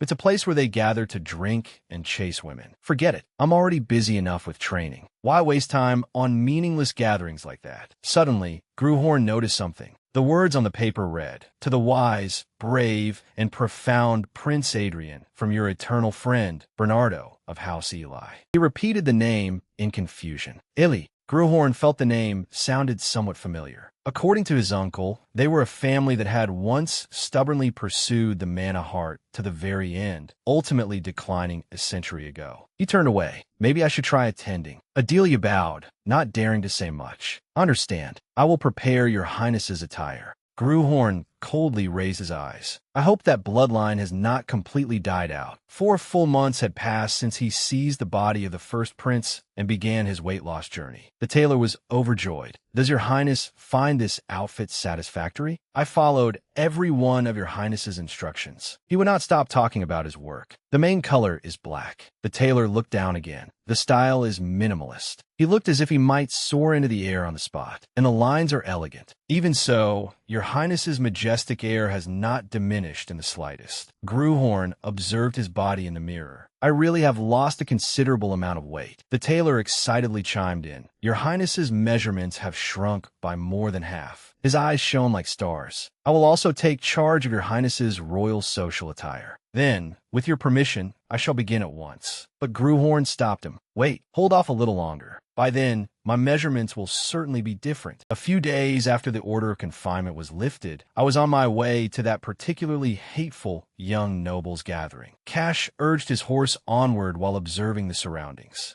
Gruhorn, on the other hand, was yawning endlessly inside the carriage. Being a prince really is an exhausting position. He thought irritably of everything he had to deal with. Clothes, carriage, guards. All of it made him feel stifled and uncomfortable. Suddenly, Gruhorn's gaze shifted to the side. Without warning, he spoke, startling Adelia. You. Gruhorn looked at her neck. Where did that scar come from? Adelia clenched her hands and said with difficulty, It is proof of my incompetence, your highness. It was a fitting punishment for the mistake for which your highness chastised me. Gruhorn angrily clenched his fist again. This sword belongs to me now, country girl, but you're rather cute. Why is it that the more I learn about this body's past, the more horrible stories I uncover? Looking at the terror in the other person's eyes, Gruhorn thought, come to think of it, I've seen this maid for months, but I still don't know her name. And so he asked coldly and directly, what is your name? She answered in a small voice, as if afraid someone might hear. I am Adelia Bayan, your highness. The moment Gruhorn heard that name, he was startled. Bayan, that was a family almost unknown among the nobility. He had never expected to hear that name in a place like this. In the distant past, when cities had not yet formed, let alone kingdoms, among the countless races of the 6 continents, it was an era when weak humans were exploited and slaughtered as a matter of course. There were people who ended that tragic history. When the Great War ended, the saviors who raised humanity to a ruling position were honored as the 5 great electors. One of those 5 heroes, the woman with blazing hair, smiled at Gruhorn. Ednis raised her sword and asked, have you ever thought about it? She looked coldly at the hideous monsters. About what you and I will do after the war ends. Ednis's eyes were always clear and sparkling like that. In the blink of an eye, she shot forward like an arrow loosed from a bowstring. Ednis fought the enemy with a dignified stance. She was the one who beheaded Ida the giant and ended the long age of slavery. A killing blow that left no path of retreat. That was the iron-blooded sword elector. Ednis Bayan. She exhaled, yet still could not hold back her curses. You stupid bastards. A vicious gleam flashed in Ednis's eyes. Without hesitation, she threw her sword. Did you think running away like that would get you something to eat? You only ever think about petty things. Ednis had no concern for how harsh her words were. With bodies like piles of dung, you bastards, she shouted, as if to tear them apart. All you ever do is filthy garbage, you walking pieces of dung. That's why you get treated like dung. Remembering that dark piece of history, Gruhorn could not help trembling. He clutched his head, wanting to erase that history. Just thinking about it was humiliating. Gruhorn raised his head and looked around. In any case, a descendant of House Bayan. He truly could not understand what had happened to them. While he was thinking, a voice sounded from outside. Your Highness, we have arrived. Cash called again in confusion. Your Highness. Gruhorn stepped out of the carriage without hesitation. Perfect timing. Just as he was about to leave, he suddenly paused. Gruhorn turned back and gave an instruction, startling Adelia. Adelia, let's talk later. She looked puzzled, her head full of question marks. Suddenly, an unfamiliar voice rang out. Your Highness. Bernardo politely knelt. Have you been well? Bernardo of House Eli greets First Prince Adrian Leonberger. He spared no sweet words. I cannot express my joy at seeing your Highness safe. Gruhorn looked at the person beside him in confusion. Is this guy a descendant of House Eli? He looks like an idiot. Bernardo did not notice that strange gaze. Your Highness must have endured great hardship to lose so much weight. Gruhorn suddenly revealed an enigmatic smile. Only then did Bernardo notice that something seemed off. Your Highness, is something the matter? Are you unwell? Gruhorn lowered his face to hide his expression. No, nothing. I was just thinking how fortunate it is that I came here. Gruhorn patted the other person's shoulder and spoke without context. There will be many interesting things today. Bernardo rubbed his shoulder and stared blankly as Gruhorn walked away. Elsewhere, a group of drunken people kept spewing vulgar words. And then that girl lifted the hem of her skirt as if she didn't know shame. The others were no better. That girl's skin was really smooth. As for the girls, they acted bashful. Stop teasing me. I'm going to scream. Neither Gruhorn nor Bernardo fit the atmosphere here in the slightest. Bernardo hesitantly glanced to the side. Strange. Normally, this scumbag would already be dead drunk and flirting everywhere. Looking at that handsome, fine-featured young man, Bernardo was somewhat surprised. His aura is completely different from before. Just then, a man beside Gruhorn stood up. He had not the slightest courtesy. I heard, Your Highness. He bluntly said without hesitation that Your Highness plucked the steel lioness. The rumor is spreading everywhere. Gruhorn said nothing and merely looked at him silently for a long while. Once someone had started, the others also began clamoring. I was too slow. I had my eye on her for a long time, too. If I had known earlier, I would have won her oath first. The man kept going on the same topic. She's beautiful enough just in armor. I wonder how wonderful the body underneath is. Suddenly, Gruhorn spoke. Hey, do you have any siblings at home? The other person looked blank, not quite understanding. Pardon, still, he explained. Have you forgotten? I have a younger brother. Gruhorn lightly swirled the wine glass. What a relief. The man remained frozen, even as a fist appeared before his face. What? Gruhorn struck without mercy. The man was punched so hard he spat out a large mouthful of blood. For a moment, the elegant space was left with only the sound of a glass shattering. Everyone present was frightened. Even Bernardo stood stunned. Gruhorn paid no attention to the surrounding crowd. I'm relieved that your bloodline won't go extinct. As soon as he finished speaking, Gruhorn's foot stamped down on that part of the man. A scream that seemed to tear the heavens rang through the room, while Gruhorn ground his teeth in rage. From now on, your younger brother will be the heir. Gruhorn, seemingly still not satisfied, continued beating him. The man was powerless and could only let Gruhorn vent the anger he had been holding back. From earlier until now, the others still did not dare make a sound. Even someone as capricious as Bernardo did not dare do anything. Gruhorn, still unsatisfied, grabbed the man by the collar. Finally, the man had a chance to speak. Why? Why would your highness dare act like this? Gruhorn stopped. He spoke slowly. Listen carefully. Gruhorn's eyes emitted a cold, killing intent. I can accept you seeing me as a follower, but I cannot tolerate you treating me like some kind of servant. But those words only left the people around him with huge question marks over their heads. What is His Highness implying? The man also did not understand. What your highness means is... Furious, Gruhorn gave him another blow. You need another beating?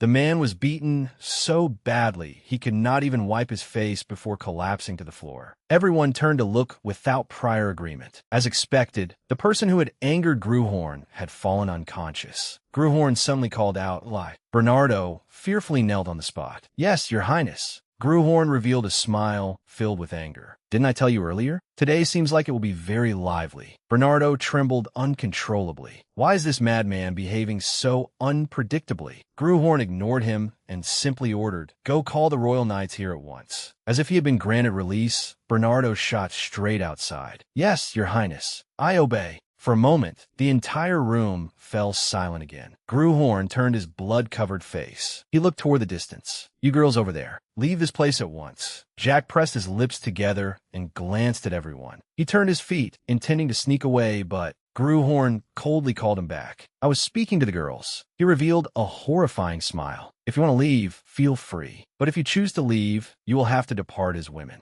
Remembering the scene from earlier, Jack could only bend his back and stand still. Gruhorn said nothing more and leisurely walked over. He slowly listed their crimes. First, none of you knew to kneel with proper etiquette before a prince, nor did you show the slightest respect. Every little action was exposed. You publicly mocked me. The more he spoke, the sharper Gruhorn's gaze became. "And you insulted my knight." He put on a thoughtful expression and turned his face away. What charge would apply in this case? As soon as he finished, a knight who had been waiting outside stepped in. "Since they have shown contempt for the royal family, it is the crime of insulting the sovereign." The entire group was badly frightened, and everyone broke out in cold sweat. Cash added in disgust. Furthermore, because they dared challenge the authority of the royal family, it may also be regarded as treason. Standing behind Gruhorn, he asked, "Please give your order, your highness. Which one should we make kneel?" Gruhorn smiled and tilted his head as he looked at that rabble. Everyone held their breath, waiting for the final judgment. All of them. Before long, Gruhorn stood before Lionel. "You caused a major incident the moment you were released from confinement." Lionel was so furious at this son that he looked about to burst. 14 children of noble families have been arrested. Insulting the sovereign, treason. You assign them every heavy crime possible. Lionel asked once more, "Do you understand what you have done?" He gnashed his teeth as he thought of the troubles to come. "Because you invoke the honor of the royal family, they must receive appropriate punishment. But with 14 families involved, I cannot ignore the wave of opposition."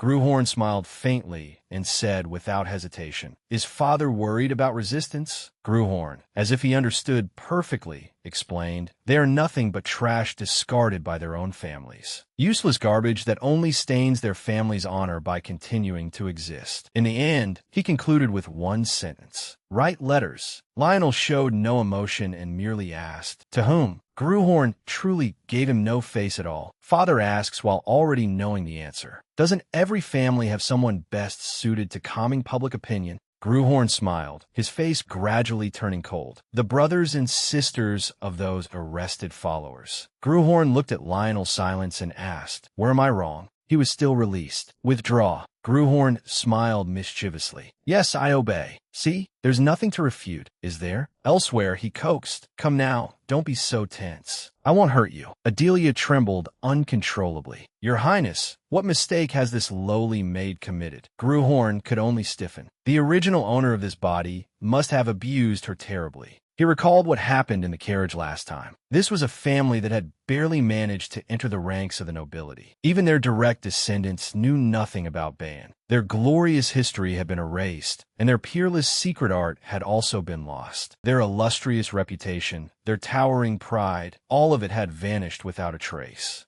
And yet the system panel appeared. Adelia Ban, female, 17 years old, maid, swordsmanship aptitude, S, mana sensitivity, A, traits, butcher, battle maniac, weak heart, caregiver, slave. Wait, something startled him again. Hold on. Looking at those lines of text, Gruhorn felt somewhat helpless. Traits: butcher, battle maniac, weak heart, caregiver, slave? Why are they all such bizarre traits? Butcher goes berserk at the sight of blood. Battle maniac, a bloodthirsty madwoman of combat. At the same time, weak heart, easily moved emotionally. Caregiver, skilled at looking after others. Slave, submissive and passive personality. He rubbed his head in agitation. She possessed top-tier ability, but lacked the traits to suppress her madness. This time, Gruhorn had a real headache. Will it really be all right to release this monster into the world? He stood in place, clutching his head. But then Gruhorn still decided, I have to try. Remembering those traits, he thought, in any case, she has S-rank talent. Swordsmanship aptitude, S. Mana sensitivity, A. Traits, butcher, battle maniac, weak heart, caregiver, slave. Fortunately, there's still one trait I can exploit. Slave, a trait that feels supreme happiness when there is a master to serve. Thus, he spoke seriously and directly. Adelia Ban, swear loyalty to me. She stared blankly, unable to come back to her senses. What do you mean, Your Highness? Gruhorn did not mind the trouble and repeated, I am telling you to become my knight. Swear here and now. But Adelia dropped to her knees. Your Highness, that is not something this lowly one dares to hope for. He directly poked at her weakness. You said your family has declined. I will take responsibility for your family. Gruhorn used the advantage of his superior position to make an offer. In exchange, you must swear loyalty to me and serve me as your master. He had already finished calculating inwardly. If you cannot control your own madness, I will take the reins in your place. Adelia quietly confirmed it again. You truly will take responsibility for my family, my lord? Gruhorn nodded without the slightest hesitation. Yes. He did not forget to add a benefit. If you wish, I will summon them to the capital so you can meet them at any time. She was delighted and no longer hesitated. I will do as you command. Adelia bowed deeply and reverently. I, Adelia, eldest daughter of House Bayan, swear loyalty to His Highness, First Prince Adrian Leon Berger. She swore the oath before Gruhorn as witness. I shall serve you as my master and devote my entire life to you.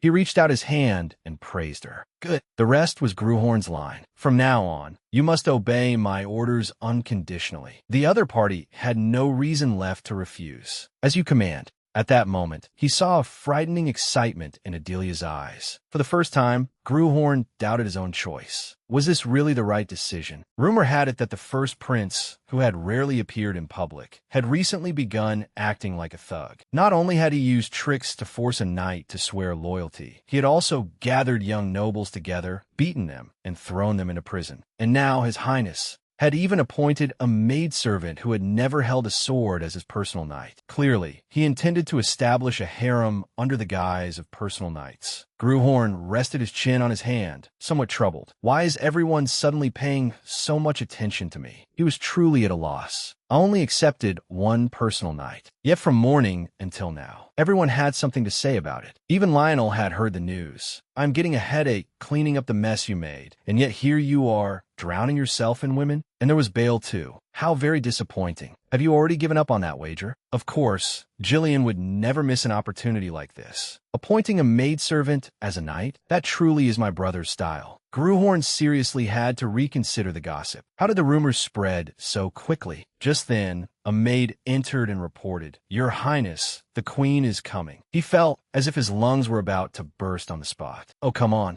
He could only clutch his head as he listened to Margarita speak. "I thought you had changed. It seems you intend to return to your old way of life." Then all of a sudden, she said, "Actually, that may be for the best." Margarita's next words were a little hard to understand. "Once you find a wife and settle down, you will surely stop these mischievous antics." She seemed to have made up her mind about something. "Trust, mother. This time, I will definitely find you a suitable wife." After saying that, Margarita turned and left, paying no attention to Gruhorn's blank expression. He had no idea what to say. A while later, Adelia asked softly, "Then will I also have manna now?" He returned to his usual manner. "That's right, a very special kind of manna." As soon as he finished speaking, a blue flame appeared in Gruhorn's hand. "Even if the world has completely forgotten the Sword Empress, I have not forgotten a single thing. Not the footsteps she left behind, the blade that danced upon her fingertips, nor the magnificent beating of her very heart." A familiar golden notification appeared. "Adelia Bayan has sensed manna." Other notifications quickly followed. "You have successfully engraved manna upon Adelia Bayan. Manna has successfully taken form within her body." Her eyes flew open.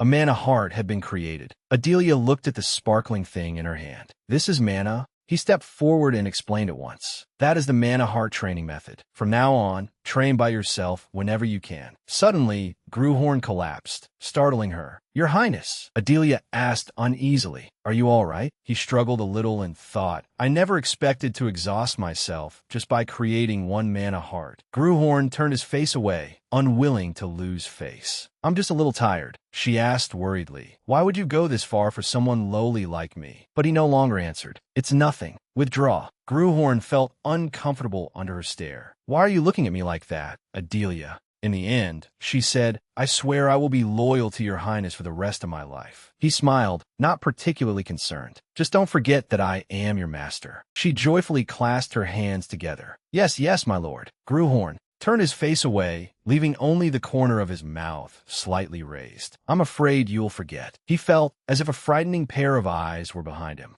He truly meant it. A few days later, Cass spoke up and asked, "Your Highness, about Bernardo Eli." He reported the progress of the case. "I hear he's being held by the royal guard as a witness to the recent disturbance. It seems no one is allowed to meet him until the trial begins." Gruhorn asked absent-mindedly, "Trial?" He anxiously confirmed, "Don't tell me I have to appear in court too." Fortunately, the answer pleased him greatly. Members of the royal family do not need to appear in court. Gruhorn raised his hand in satisfaction. "That's good news." Then he looked toward Adelia. "But holding a trial, they're making too much of it." Suddenly, Gruhorn asked, "Adelia, how is your condition?" Caught off guard by being addressed, she quickly turned back. "Pardon? What do you mean, my lord?" He rested his chin on his hand and asked again, "Has your manna heart stabilized?" Adelia hurriedly answered, "Yes, your Highness." Gruhorn stood up, not forgetting to praise her. "Good. Starting today, you will train with me." He lifted his hand and pointed outside. "Go change and meet me at the training ground." Gruhorn then noticed what she was holding. "And throw away that cleaning cloth. You're a knight now." Before long, he was warming up in the yard. Just then, a familiar voice rang out. "What do you think you're doing?" He paid no attention. "Can't you see? I'm warming up." Bale frowned. "Not you." He looked over to the other side, indicating the girl. Gruhorn shrugged, as if it were obvious. "Haven't you heard the rumors? I'm training her to become a knight." Bale flew into a rage the moment he heard that. "Is the title of knight something so trivial to you?" He pointed bluntly. "Given the current situation, how can you act so carelessly?" That provoked Gruhorn too. "Why are you so nosy, uncle?" Gruhorn muttered in annoyance. "If you hate it that much, why do you keep coming here?" Just then, Adelia's voice rang out. "Your Highness." She knelt down, exhausted and panting. "I finished 10 laps." Seeing that the person in question had arrived, Bale turned his face away and said nothing. Adelia held both hands to her chest in embarrassment. "Your Highness, I'm sorry. It was because of me." He handed her a sword. "Forget it. Take this." Gruhorn smiled, shining beneath the sunlight. "Today, I'll teach you the basic posture." As he spoke, he moved rhythmically. "First, take your stance, then swing the sword like this." Gruhorn did not even wait for her to see it clearly before saying, "Try it." She hurriedly lifted the sword and asked, "Like this?" But very soon, that innocent look was swallowed by sharp eyes. Adelia turned and performed several sword strokes with astonishing smoothness. This time, Bale froze on the spot. He was no different. She copied it exactly after seeing it only once. In the blink of an eye, she returned to normal. Was my posture correct? Gruhorn cried out in confusion. Wait a moment. He suddenly realized a terrifying truth. If he was not careful, she would surpass him in an instant. Her trait, slave mentality, meant she obeyed the strong, not respected the weak. He had already worried about the way that Prince had abused her in the past. Gruhorn panicked as he thought of the not-so-distant future. What if she overtakes me now?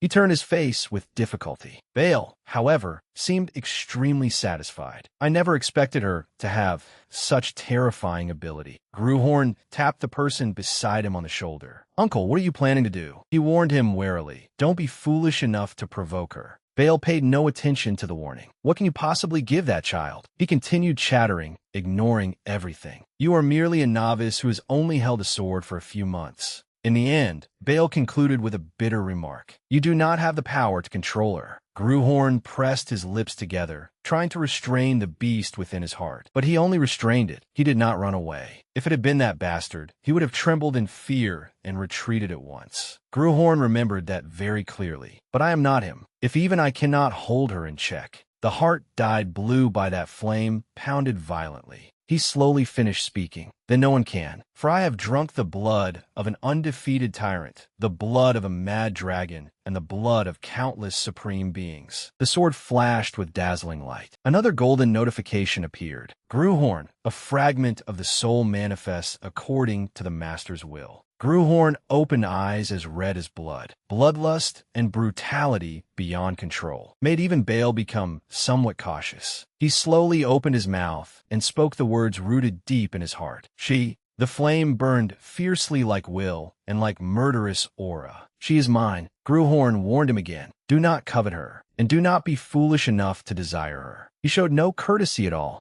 I utterly despise it when someone dares touch what belongs to me. Both of them fell silent, not daring to say anything. At that moment, Gruhorn's eyes seemed to turn into the eyes of a dragon. Yet somewhere no one knew, he was struggling with himself. His sense of reality was fading. He could no longer perceive life or vitality at all. Only coldness and darkness engulfed him. Was this an omen? If things continued like this frail body would be torn apart by Gruhorn's ghost. Suddenly, Gruhorn opened his eyes wide as if awakening. He shouted, "Enough!" When Gruhorn's hand reached out, the monster's arm was also swallowed by blue light. When he returned to reality, the power surrounding him had also vanished. Bale stepped forward again with a less-than-friendly tone. An ordinary knight can protect the lives of 10 soldiers. He lifted his head with pride. A talented knight can save 100 troops. Then the tip of his sword tilted toward Adelia. That child may be able to save 1,000, perhaps even more. Gruhorn rubbed his chin in thought. Is that faith? Is this because of the so-called greater good of the Northern Border Commander? He turned his head away, dispelling the moving atmosphere. But I don't care. Bale stubbornly tried to explain. No matter how many people she could save, but the one who spoke was her. Count Balahard.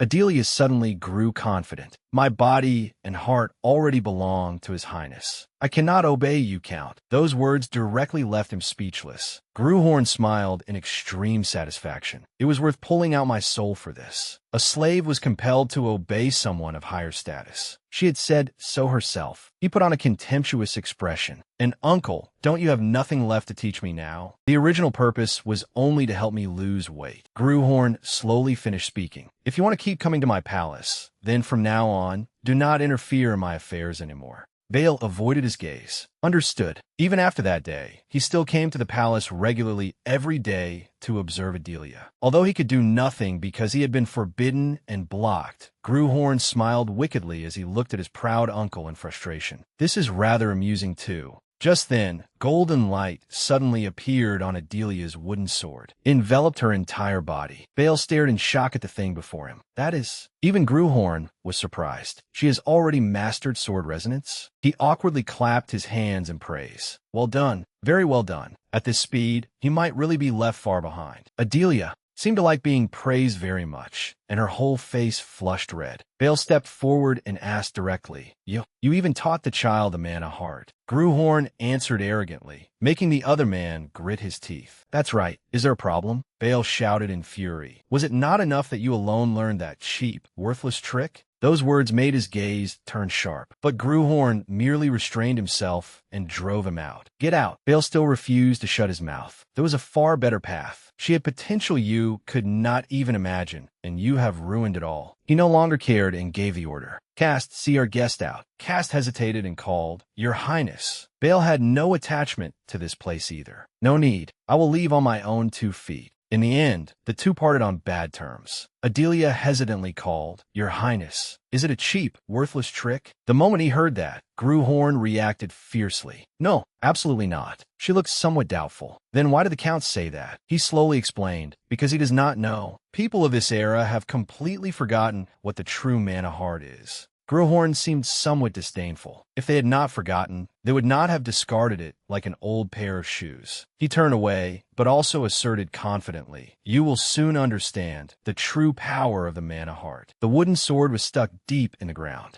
Gruhorn silently stared at it. He glanced at the person beside him. Uncle, you acted as if you would never come back. Bale stubbornly refused to yield. Prove it. He laid out the rules. I will use only 1 mana chain. If you push me back even half a step, I will acknowledge you. Gruhorn drew his sword with interest. What was that wager again? He was not self-conscious. Rather, he was extremely confident. A wish, perhaps. Bale's face darkened as he accepted everything. If you win, I will grant you anything. Even if you ask me to pass down my family's secret techniques, I will do it. Gruhorn took his stance, still wearing that smile on his lips. That is not what I want. Very well, then. He ran forward and slashed straight at the other man. Let's fight. Bale did not seem angry. Aiming straight for my neck from the start, Bale calmly commented, Your sword path is as vicious as ever. Gruhorn paid no attention and continued swinging with all his might, but he still could not accomplish anything, making him press his lips together in irritation. After that, Gruhorn increased the speed of his sword, but Bale only slowly raised one hand. With that single move, Bale suppressed him. He smiled mockingly. Is that all? Gruhorn also realized something was wrong and frowned. Very soon, he found an opportunity to retreat. Bale was bored and openly contemptuous. Have you surrendered? He forced a smile and stubbornly said, Not even close. The man was detestable, but what deserved recognition had to be recognized. Yet in his heart, he knew clearly his uncle was formidable. An uncle-like that was waiting for him to draw out mana, so he could make him taste a more miserable defeat. With his current level of mana heart, he would surely lose, just as Bale calculated. Suddenly, Gruhorn said something out of nowhere. Isn't it strange? Bale became wary upon hearing that. 400 years ago, countless knights who used the mana heart achieved extraordinary feats. And yet, simply because a more useful technique appeared, all the essence of those great knights is now treated as trash. It seems everyone believes mana chains are a stronger method of controlling mana than the mana heart. Bale impatiently cut him off. What exactly are you trying to say? He continued his lengthy explanation. My thoughts are different. Gruhorn raised his sword and looked at his opponent. It is not the mana heart that is weak. Its owner is weak. Not all mana hearts are the same. His gaze gradually hardened. Uncle, have you ever heard of a war soul song? Bale smiled and dismissed it. This is a sparring ground, not a place for idle chatter.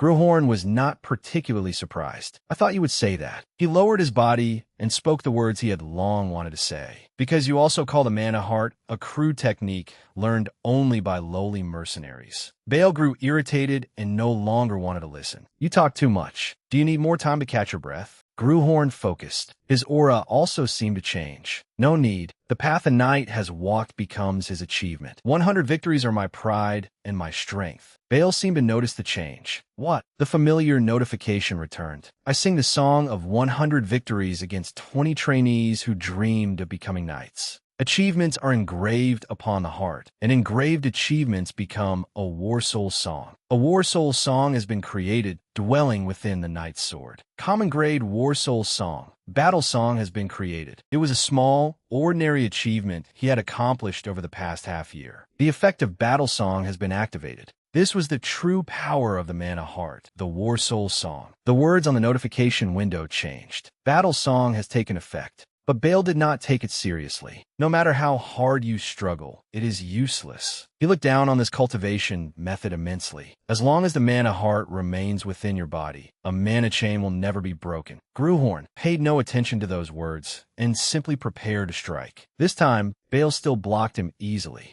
Indeed, mana from the mana chains was capable of countering through the mana heart. He gritted his teeth, but still fought tenaciously. Meanwhile, Bale smiled in delight. Bale chose to attack first. You do have impressive endurance. Gruhorn suddenly curled the corner of his mouth. However, to obtain this song, I trained through more than 100 matches and endured mana from mana chains more than 1,000 times. It was a power honed solely to confront knights. Over 100 exchanges against mana chains, I endured 1,000 waves of assault. His golden hair fluttered amid the surging mana. This was the might of battle song. His sword was gradually swallowed by mana. Rohan declared confidently, "Perhaps now is the time to test it." The moment that thought ended, his figure vanished. This time, Bale seemed to have a harder time blocking the attacks, because immediately afterward, tens of thousands of sword strikes advanced without end. The longer Gruhorn fought, the more exhilarated he became. It felt as if the sword and he were one. Bale raised his brows in displeasure. He had not expected him to hold out this long, but he quickly turned the situation around, bringing down a powerful sword strike. Adrian was forced back several steps. This time, though Gruhorn still could not match him, the pressure had eased somewhat. Bale asked in a grave voice, "How does it feel now?" Adrian stubbornly replied, "I warned you, didn't I? Not every mana heart is the same." Even Bale had to admire that temperament. "You truly are arrogant." Bale stepped to the side and took his stance. This time, a ray of sword aura shot from his blade. Adrian was sent flying, his whole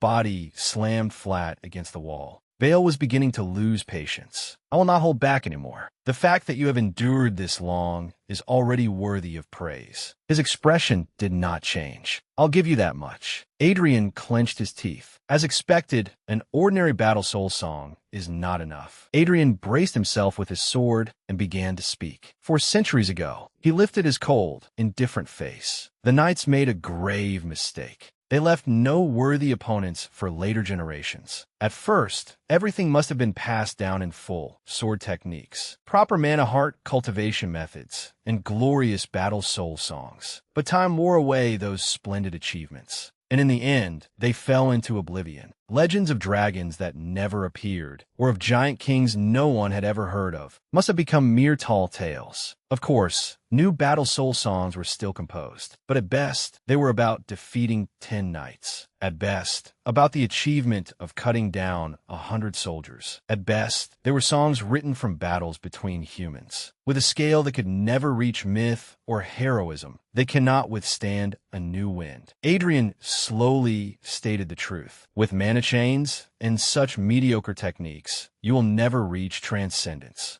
Bale scoffed in disgust. "Are you drinking in broad daylight? I haven't understood a word of your nonsense." Bale Balahard, the arrogant and foolish knight. Adrian lifted his foot. "You need to realize just how much greatness you have lost." Blood-red eyes appeared in the eternal darkness, and Adrian's entire body was swallowed by that strange crimson. "If you do not know," an invisible hand reached forward. "I will teach you." It seemed as though something powerful had embraced him, something no blade could sever. It tore apart the dragon's scales. No emotion remained on that face, and it drank dry the dragon's hot blood. A notification window appeared once more. I raised the song of true dragon annihilation, but the notification changed. Current ability is insufficient to endure the level of the song. A portion of the song has been removed. Only one line of the song will be sung. A small fragment of fragment, 100 dragon scales. Adrian charged forward like a missile. This strike had to be 4 or 5 times stronger than before. Looking at the power devouring his weapon, Bale could not help but feel alarmed. "What is this?" The old count wanted to retreat. "At this rate, I'll be swallowed whole." A dazzling blue radiance appeared. Then came a massive explosion. Adrian was blasted out of the arena. Someone's worried voice rang out. "Your Highness."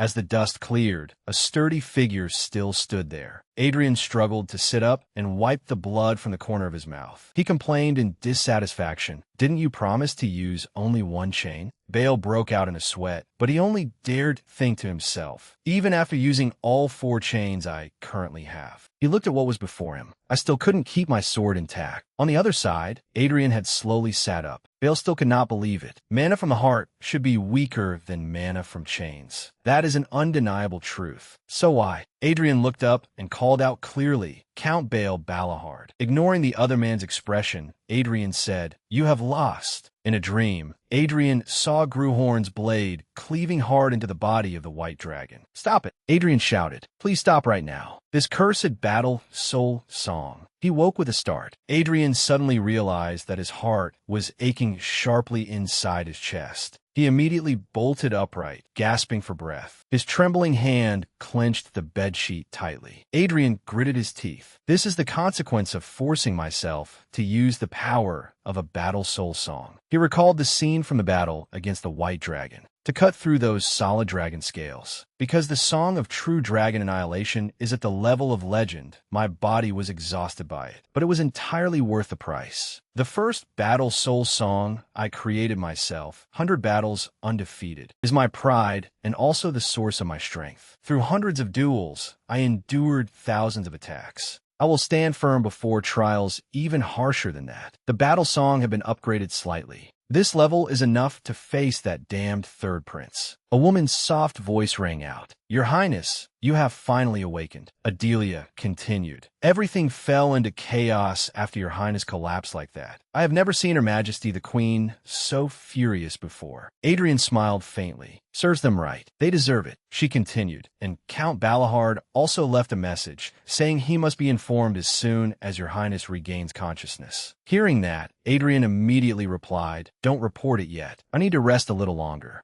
If I do not fully recover after injuring myself by overusing a battle soul song, I will face unpredictable consequences. Reality and the past will mix into chaos, and at some point, the boundary of reality will vanish completely. In the end, I will become a madman, living forever in memories of battle inside a fragmented world. After all the difficulty of becoming human, just imagining myself trapped in the memories of a sword sends chills down my spine." A while later, Adrian spoke. "Ednis Bayan, she was a talented swordswoman. Since you belong to the Bayan bloodline, you should be able to inherit the battle soul song left behind by your ancestor." Adelia was a little surprised. "I never knew my ancestor was such a famous swordswoman," Adrian replied. "Of course, you will have to mature a great deal before you reach a level worthy of that song. So regarding this, what do you intend to do after learning swordsmanship?" Adelia froze when she heard his question. "That is, if I truly can become a knight." "If I become a knight, then?" Adrian noticed the awkwardness in her movements. "If you haven't thought of it yet, we can talk about it later." However, the very next moment, he was startled by the look on Adelia's face. She placed both hands over her chest, her face faintly flushed. "I am your Highness's. I vow to become your Highness's sword." Adrian suddenly realized something unusual in those words. Some heroic songs begin with the sound of a trumpet calling warriors to battle, and some heroic songs begin with the first step taken across a field. There are also stories that begin with an iron vow. "I vow to live for your Highness for the rest of my life." A golden light shone as Adelia swore. "I will dedicate everything to your Highness." The system appeared. Adelia Bayan offers the song of submission. Adrian looked at the golden lights surrounding them. Is this Adelia's battle soul song? And sometimes a battle soul song can also affect others. The system appeared. A new battle soul song has formed. An ordinary grade battle soul song, the Song of Dominion, has been created. The Song of Submission is an offering of reverence to one's master. Rather than a battle soul song, it is more like an oath of loyalty that binds the soul, even if she has the trait of a servant's mindset. Adelia looked at him anxiously. "Your Highness," Adrian thought, "I never expected the descendant of the Sword Queen to compose a battle soul song of submission.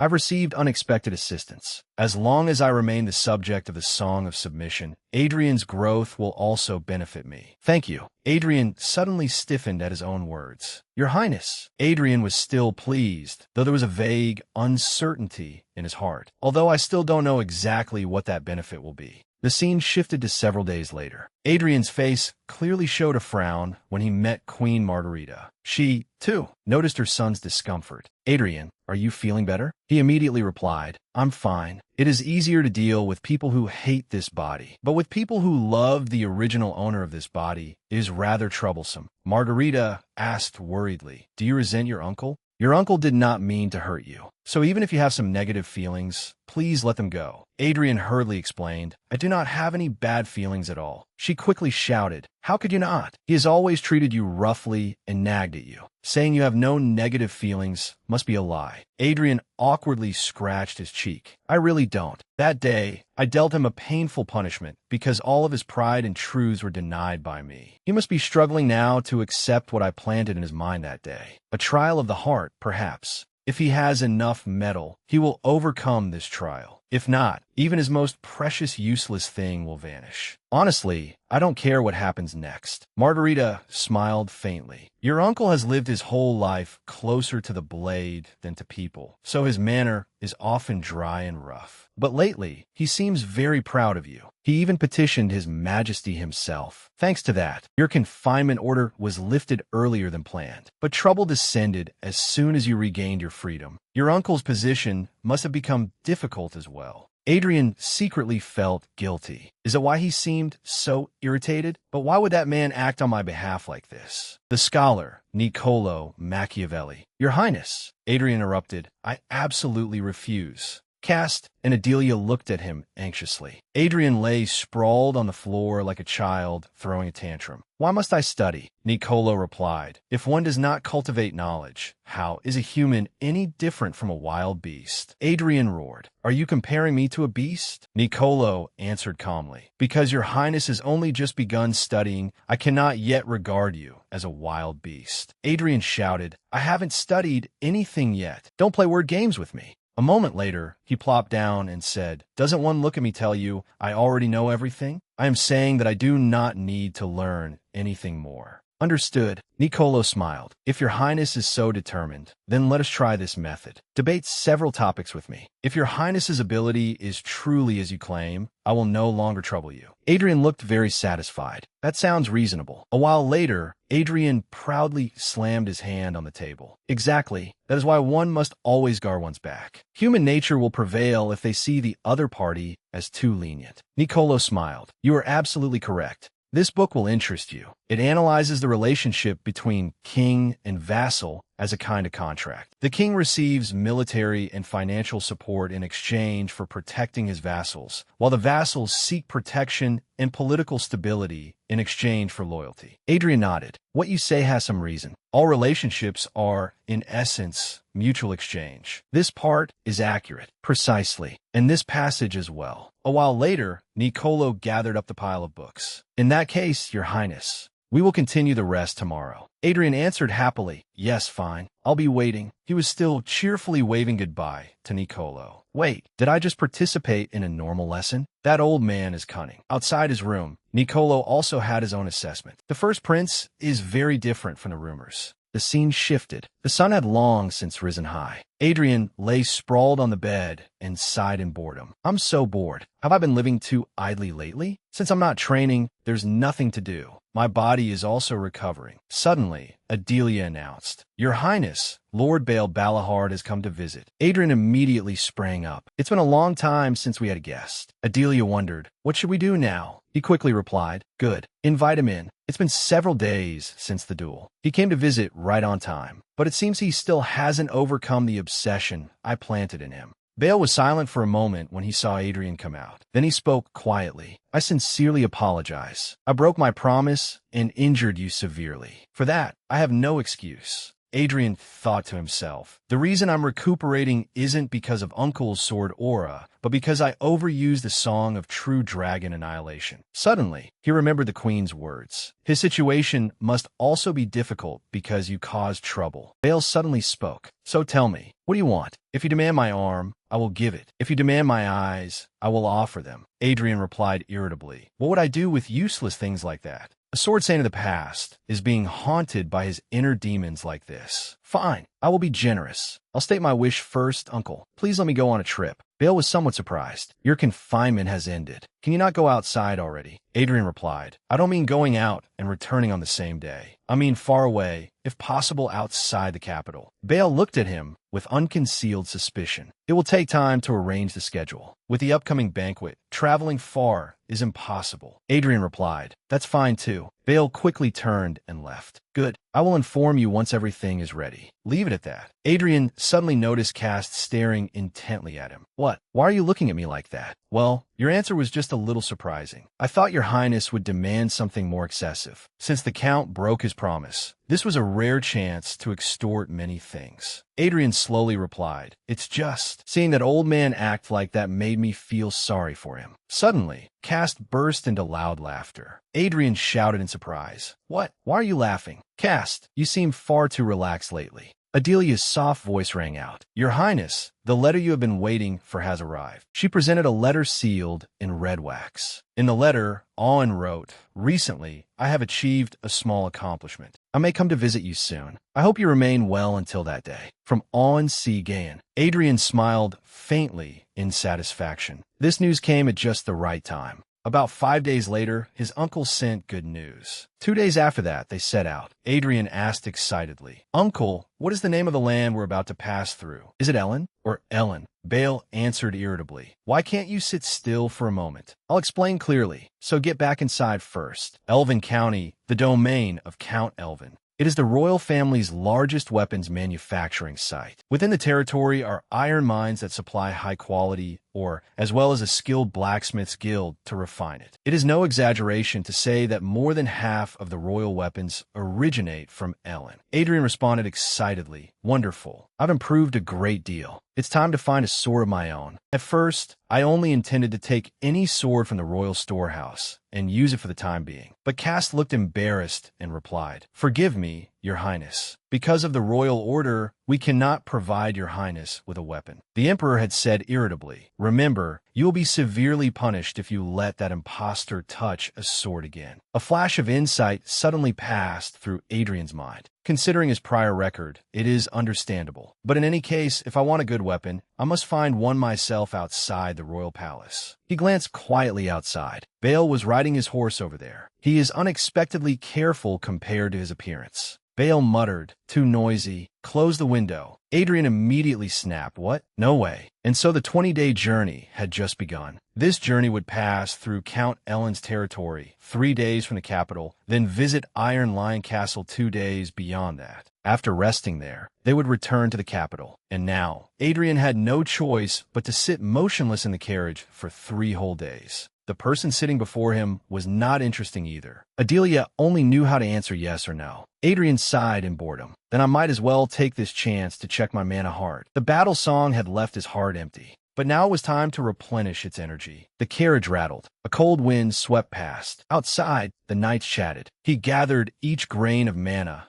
hidden in the air, slowly filling his empty heart. Why has my mana heart suddenly become so large? He had recklessly attempted a miracle beyond his limits and glimpsed a portion of a great will. It was surely because he had forcibly used the battle song. The system notification appeared. The influence of the song has changed your constitution. The mana heart has expanded. Thanks to this, your body can now endure more mana. You have reached the realm of sword expert. Your body is connected more deeply to the origin than before. Some restrictions on your authorities have been loosened. The authority of the third eye has advanced noticeably. The authority of the third ear has also improved significantly. Adelia looked at him in surprise. Your Highness. Adrian excitedly clenched his fists and feet, looking over his body. I've taken another step forward. The scene shifted to Count Ellen's territory. A voice rang out. It is an honor to welcome Your Highness. EGA of House Ellen greets you. Torrens, eldest son of House Ellen, pays his respects to His Highness, First Prince Adrian Leon Berger. Adrian replied, Thank you for your hospitality. Ekas milet. The long journey must have tired you. Please come inside and rest first. Once inside, Adrian could not help looking around curiously. I heard this was a land of weapons, and sure enough, every mansion is piled high with arms. But they're all flashy, useless things, hardly worth taking onto a battlefield. He continued glancing around at the weapons hung all along the corridor. It seems what I'm looking for will not be easy to find here. I heard there is a blacksmith's quarter in the territory. EGA replied, Yes, Your Highness. Gruhorn suggested, I would like to go there and take a look. Suddenly, EGA slowed his pace among the group. Blacksmiths are coarse and stubborn by nature. When they are working, they ignore even the Lord himself. Their words are sharp as an axe, cold and crude. If they offend you, I hope Your Highness will be magnanimous and forgive them. Gruhorn's eyes suddenly widened at the sight before him. Sparks flew from the items being forged, turning the room blazing red. Ekaspoke.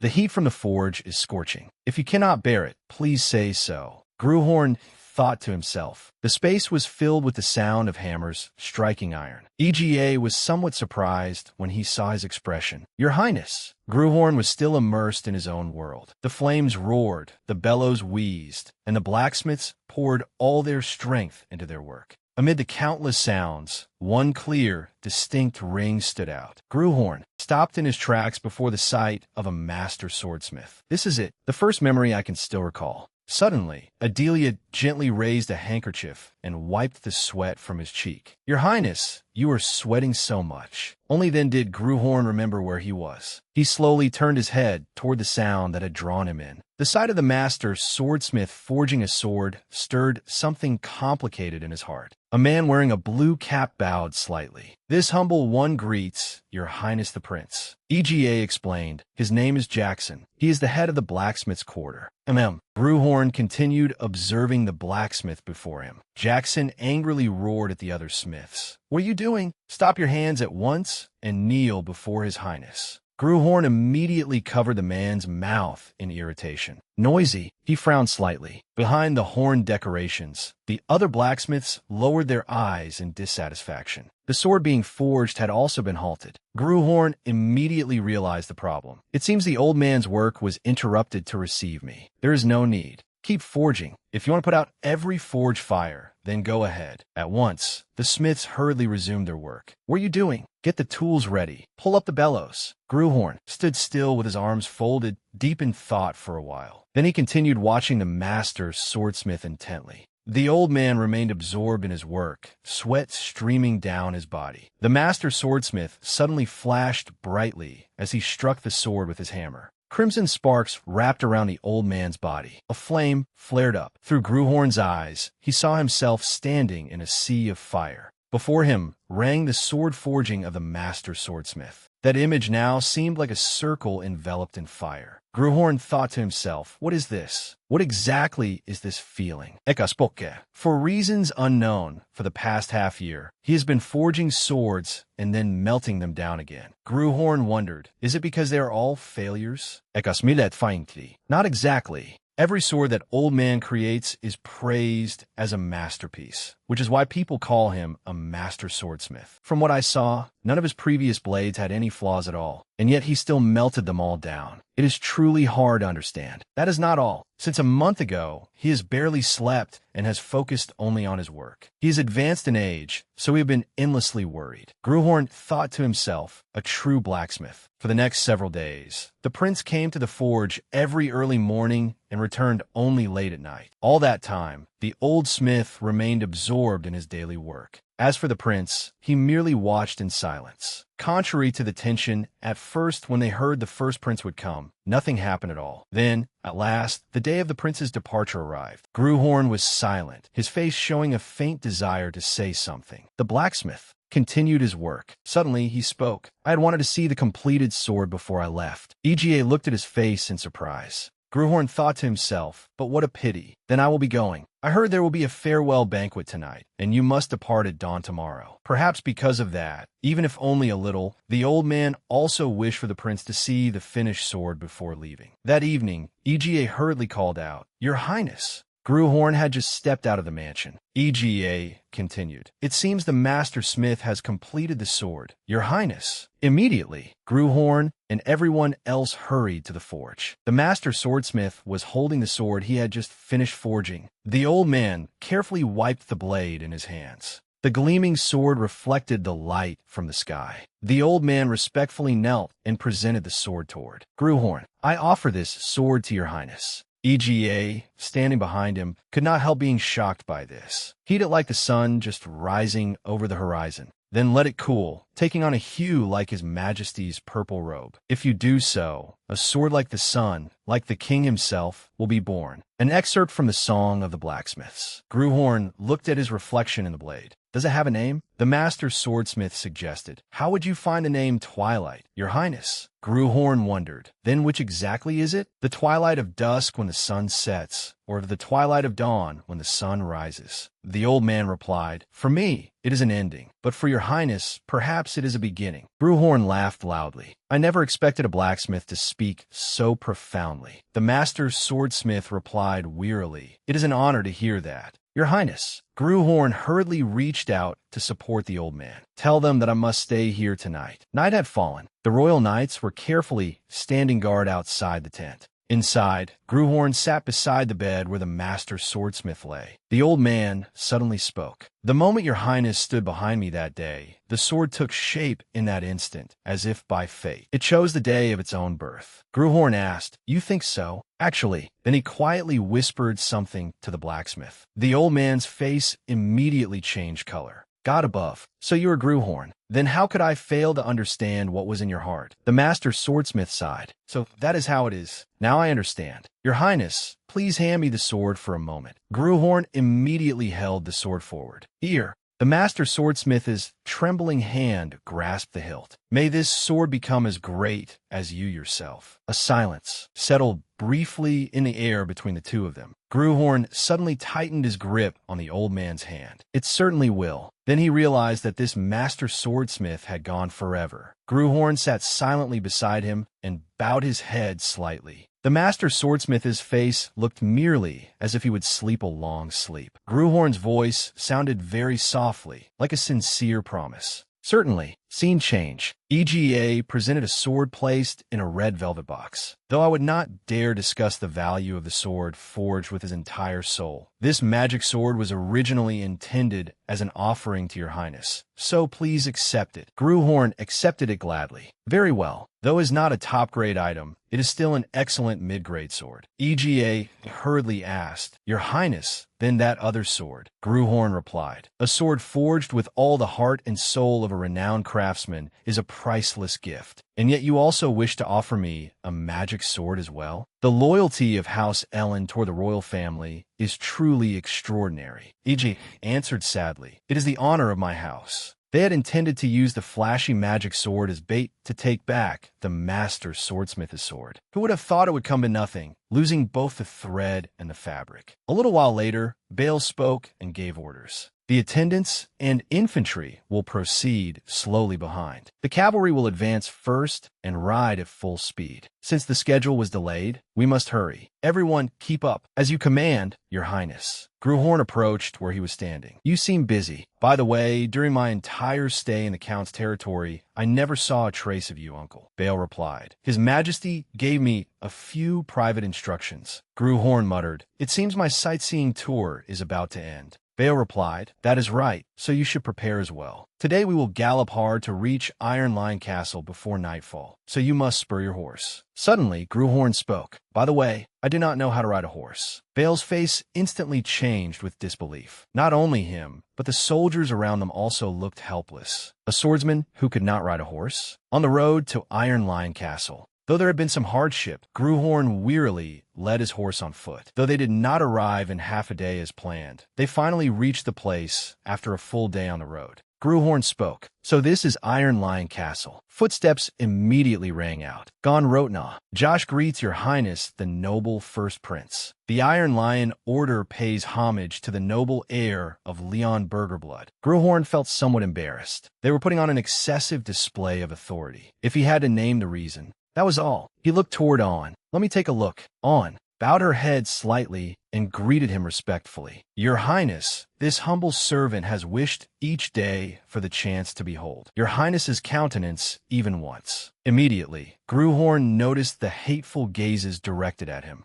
quick reaction. However, behind him, Adelia's eyes also burned red. Damn it. The malice directed toward my master has provoked Adelia. Adelia. Only then did her eyes slowly soften. Yes, your highness. Gruhorn sighed inwardly in relief. Thank goodness, I trained her early into an obedient slave. Very well. On, follow me. We still have many things left to discuss, do we not? It would be even better if those behind you came along as well. A little while later, he and the others were in the training yard. Gruhorn declared, I wish to test the swordsmanship of the kingdom's foremost Iron Lion order. Who will show me the sword skill of the Iron Lions? The young men behind her looked at one another anxiously. Gruhorn narrowed his eyes slightly and glanced at them. If my position makes you hesitate, then I swear on the honor of Leon Berger that I will not pursue the result of the duel. Still no one dares? Is the world-famous Iron Lion order this cowardly? It seems the title of the kingdom's finest is nothing but empty boasting. Immediately, a red-haired young man stepped forward. Danny Daly presents himself. Though my status is not worthy to represent the Iron Lion swordsman, if your highness permits it, I would like to test myself before you.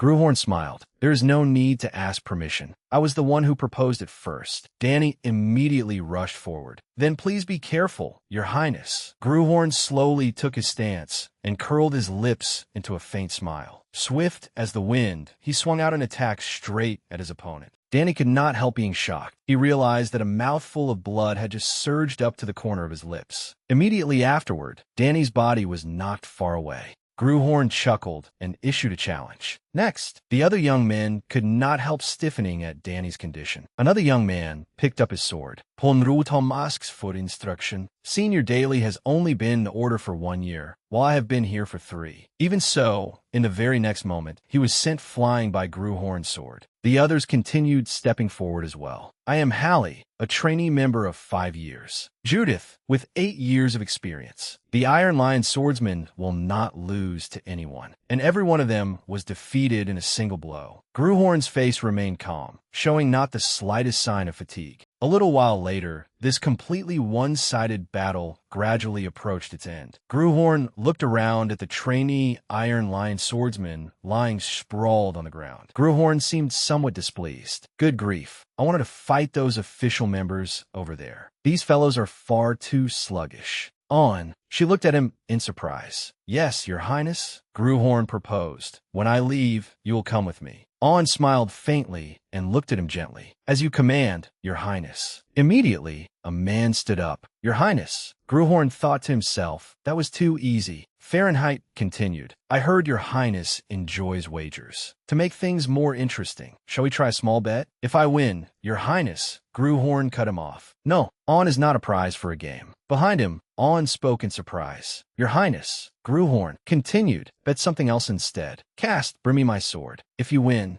I will give you this sword. The moment they saw the sword, On's and Fahrenheit's faces immediately changed. On hurriedly spoke. Your highness, rather than that, Gruhorn cut her off. You are worth hundreds and thousands of times more than this sword. The value of a swordsman cannot be measured by a mere weapon. Fahrenheit bared his teeth slightly in satisfaction. Yes, your highness. Fahrenheit Dunham, official knight of the Iron Lion Order, on the verge of reaching 3-chain. Gruhorn showed contempt. In the end, you are still only a 2-chain. Fahrenheit loudly declared. This sword is the 17th work of the famed master swordsmith. If your highness wins, it will belong to you. Gruhorn smiled faintly. What an unbelievable coincidence. He quickly drew the sword in his hand. I also have a sword forged by that famed master swordsmith. It is his 100th work, Fahrenheit replied. I have never heard that the famed master reached his 100th sword. Gruhorn answered, of course. This is the final sword he completed a few days ago. Fahrenheit muttered,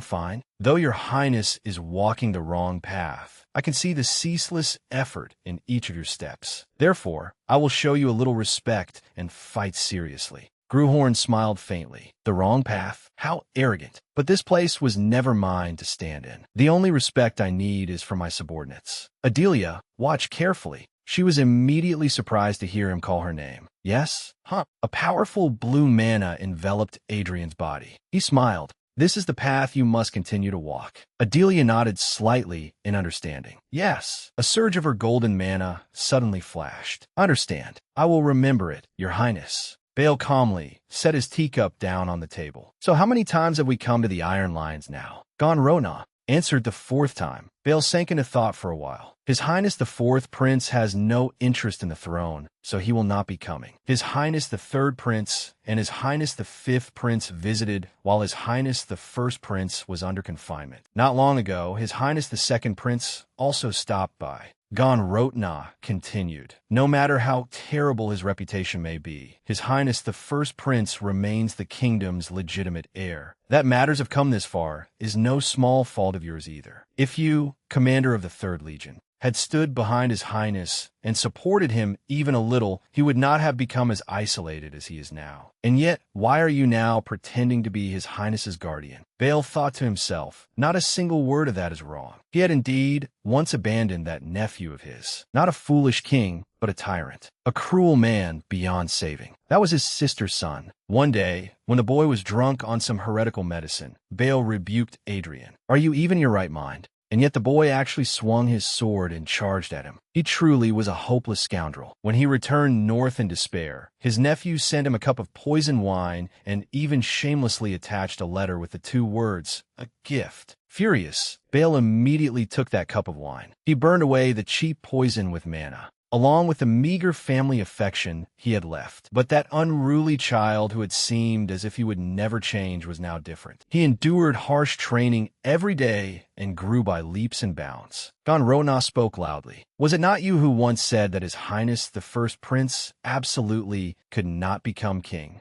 Bale clenched his hands. But now, he is completely different from before. Please give him a chance. At the very least, allow him to stand on the same starting line as the other princes. I beg you. Gon Rotna stiffened at his action. I truly cannot understand anymore. I do not know whether you changed or whether His Highness himself has changed. But first, raise your head, Lord Lion. Suddenly, a voice called out loudly. Lord Gon Rotna, His Highness the First Prince. A little while later, Gon Rotna spoke to reassure him. Do not worry too much. Dunham is a sensible man. Nothing will happen. Even if it is a real sword duel, how could he dare strike down a prince? Bale cut him off. The one we should worry about now is not the prince, but that ordinary knight of yours. Gon Rotna was somewhat surprised. You really have become strange. Your face is pale, and now everything you say is incomprehensible. Immediately, Fahrenheit's body was sent flying toward them. Gon Rotna could not help being shocked when he saw him. Dunham, the people around them were cheering. Dunham is unconscious. His Highness won.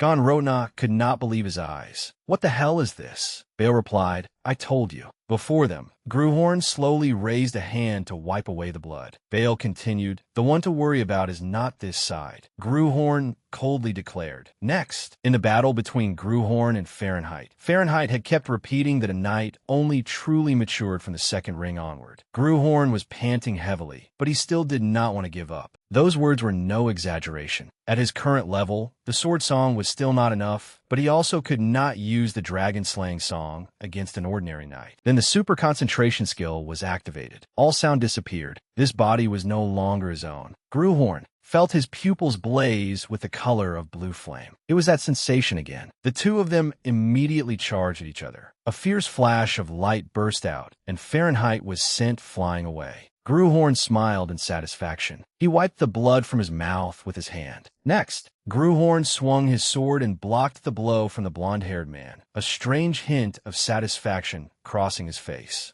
He raised his sword and charged straight at the man. The sound of impact rang through the air, and then Gruhorn raised his sword again, his eyes flashing with blue light. He sent another red-haired man flying with a slash, then rushed like the wind toward the brown-haired man. He smiled faintly, even though a few smudges had appeared on his face. A short while later, Gruhorn wearily lowered his sword. He had defeated every challenger who had come at him. Gruhorn panted with exhaustion from the strain. Around him, cheers rang out. Peyton has fainted. His Highness has defeated 5 people in a row. 100 clashes, 1,000 waves crashing down. Before countless towering waves, I still stand proud. The system appeared. New words have been added to the sword song. I now rise, sword in hand. Sword song has reached the extraordinary realm. Sword song is changing to suit the new realm. Sword song became dual song. Gruhorn smiled faintly in satisfaction. Success. His body suddenly buckled from exhaustion. A young man immediately stepped forward and supported him. Are you all right? I offer my respect for your highness's victory. The people around them cheered together. We respectfully honor the sword of his highness, the first prince. Respect to your unyielding will. Respect to your victory. Gruhorn could not help but feel surprised. What is this? Just a moment ago, they looked as if they wanted to eat me alive. Gone.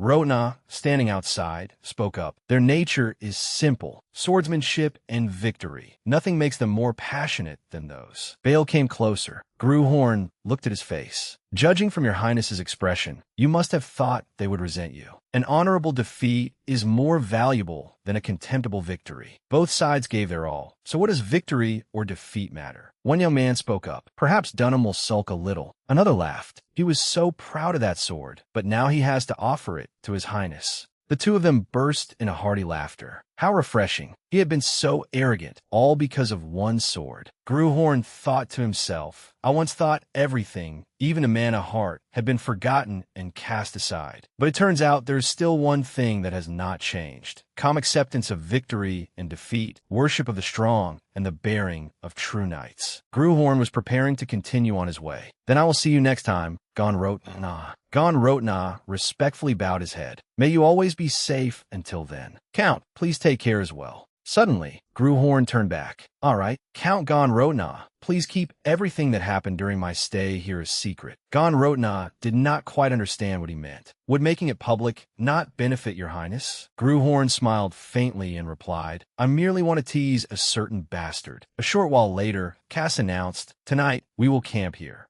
I request permission to patrol the surroundings for a while. Gruhorn replied, Do as you like. For some reason, he noticed that Arwen was staring intently at him. What is it? Arwen will get used to it soon enough, too. I should go inside and rest. Inside, Adelia greeted him cheerfully. Your Highness, you have arrived? Gruhorn felt helpless. What I picked up was clearly a swordsmanship genius with S-rank ability, yet now she is still doing menial work like a maid. Adelia asked anxiously, Your Highness, is there something you are displeased with? He lay down on the bed. No, never mind. Go outside. Adelia looked somewhat saddened by his words. Yes, Your Highness. Gruhorn thought to himself, the Iron Lion Knights are very different from what I imagined. Most ordinary knights do not exceed B-rank swordsmanship ability. In the past, even if they trained their whole lives, they would only have reached the level of an intermediate swordmaster before fading away like nameless commoners. Yet now, people like that have reached a realm equal to swordmasters while still in their 20s and 30s. Although the skills of superhumans have declined beyond comparison, the abilities of ordinary people have advanced tremendously. That was Sigmana. Gruhorn had once been someone who could reach the transcendent realm in the past, which was why abandoning that potential left him deeply dissatisfied. But in this era, there was no longer any chance to build achievements beyond the extraordinary realm. In the end, it was all because of the current of the times. Gruhorn thought to himself, I must acknowledge it. I do not understand this era well, so I will learn about it again from the beginning. Suddenly, Bale's voice rang out. That is a good mindset.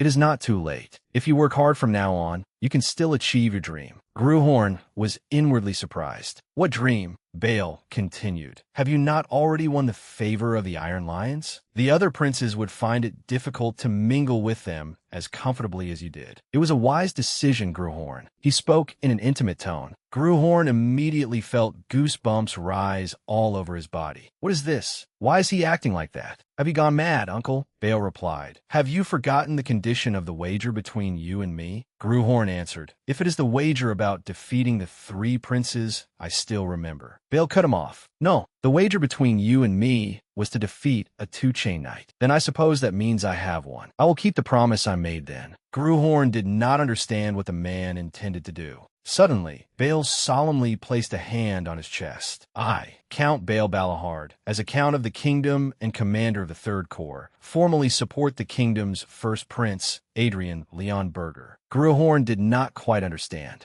What does that mean? Then he recalled Bale's words. Just trust me. In his heart, Gruhorn screamed. When did I ever say I wanted to become king? Bale's declaration was truly like an exploding bomb. Everyone in the palace happily offered congratulations. Your Highness, congratulations. My sincerest congratulations. This is truly a joy for the kingdom. The newly assigned palace knights and soldiers caused an uproar, while the maids and servants newly sent from the palace bustled about. And suddenly, Gruhorn was pushed into the center of everything. He shouted, "How annoying! Chase all of them out at once." Cass replied, "They are people sent by the king's order. Even if you order them away, they will not listen." Gruhorn answered, "Then at least drive them somewhere else, out of my sight. It is so noisy I could die." Cass immediately signaled the head maid. A short while later, there was no one left in his room. Gruhorn looked very satisfied. Now it is quieter. Much better. Suddenly, third Prince Jillian pushed open the door and shouted, "Is eldest brother here?" Gruhorn asked irritably, "What have you come for this time, Jillian?"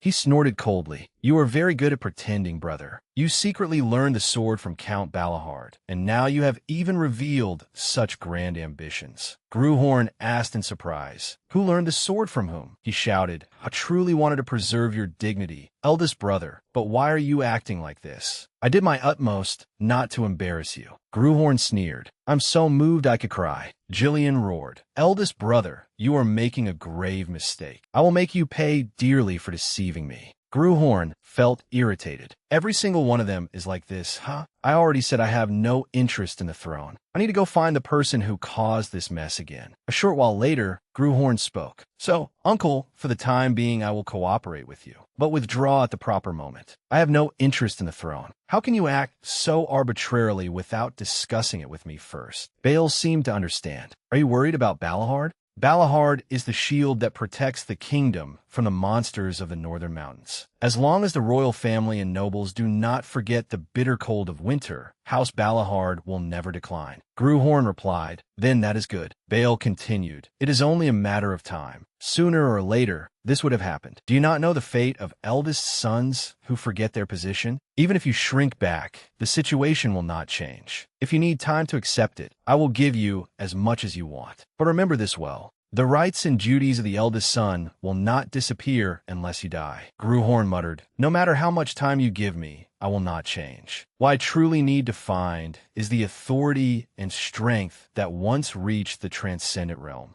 So do not expect me to fight over that boring right of succession." That was what he had thought. The scene shifted to a lavish banquet at the palace. A loud announcement rang out. "The Orthodox bloodline of the Kingdom of Leonberg, the eldest son of the royal house of Leonberg. Please welcome His Highness the First Prince, Adrian Leonberger." Below, dozens of pairs of eyes flashed as he entered. In the distance, Sigrun smiled faintly at the sight of his appearance. At least until the banquet began, Gruhorn slowly descended the stairs and entered the party. His face was strangely calm and composed. A young noblewoman exclaimed in admiration, "Unbelievable. His dignified bearing is just like that of a young king." Gruhorn thought to himself, "Are they making this much fuss just because I lost a little weight? These are what they call the nobles of the kingdom? How ridiculous." A notification appeared over every one of them. Trait, Viper's Heart. Gruhorn looked around. These were the traces of the sins of those who had stolen the lives of others. "I cannot believe all of them carry this filth." In the crowd, there was only one person worth looking at. He turned his head to the right, ignoring the flattering compliments. "His Highness has grown so imposing and valiant." Gruhorn called out loudly, "Taylor, since you have come, why have you not come in to greet me at once?" Taylor hurriedly replied, "Your Highness, I apologize. I only wish to thank you for your invitation." Gruhorn judged inwardly, those who lack talent but still retain their conscience. "Yes, that alone is enough for them to serve as vessels for the seeds I will sow from now on." Suddenly, a soldier announced loudly, "Attention! With legal recognition from His Majesty the Emperor of Bourgoin, the Marquis of Montpellier of Bourgoin, Envoy Quailance Bourgoin Montpellier, is entering." Gruhorn immediately turned his head, his expression changing slightly. "What?" The nobles around him respectfully bowed. Quailance looked at everyone with satisfaction. "It has been a long time, Prince."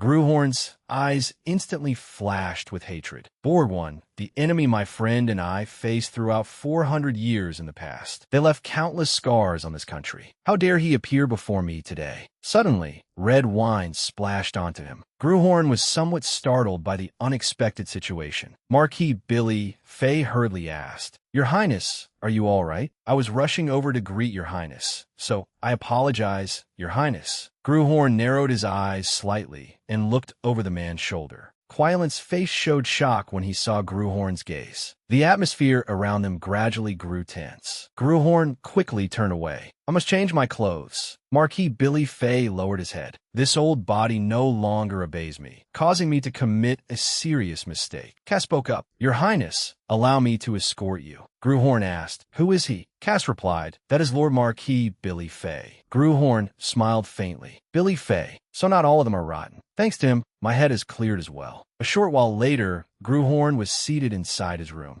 Bale slowly entered the room. I heard something happened. His expression grew stern, showing a trace of displeasure. Marquis Billy Fay said you looked as if you were about to cause trouble. It seems the old man was not entirely wrong. What exactly are you planning to do? Gruhorn replied, I'm not reckless enough for that. I simply cannot understand it. That wicked house Borgwon flaunts its power in the very heart of the kingdom, while the nobles show him more reverence than they do the royal family. The atmosphere is too tense to call it peace. This relationship is too dependent to call it an alliance. How did this country end up in such a state? Bale replied, There is nothing particularly special about it. In the past, the kingdom stood firm against countless invasions from the empire. Outstanding knights rose up and drove back the enemy. But as time passed, the empire grew ever stronger and the gap only widened. Before a superpower of an empire, our kingdom was forced to kneel. Gruhorn was startled and thought inwardly, Do not tell me it is because of that.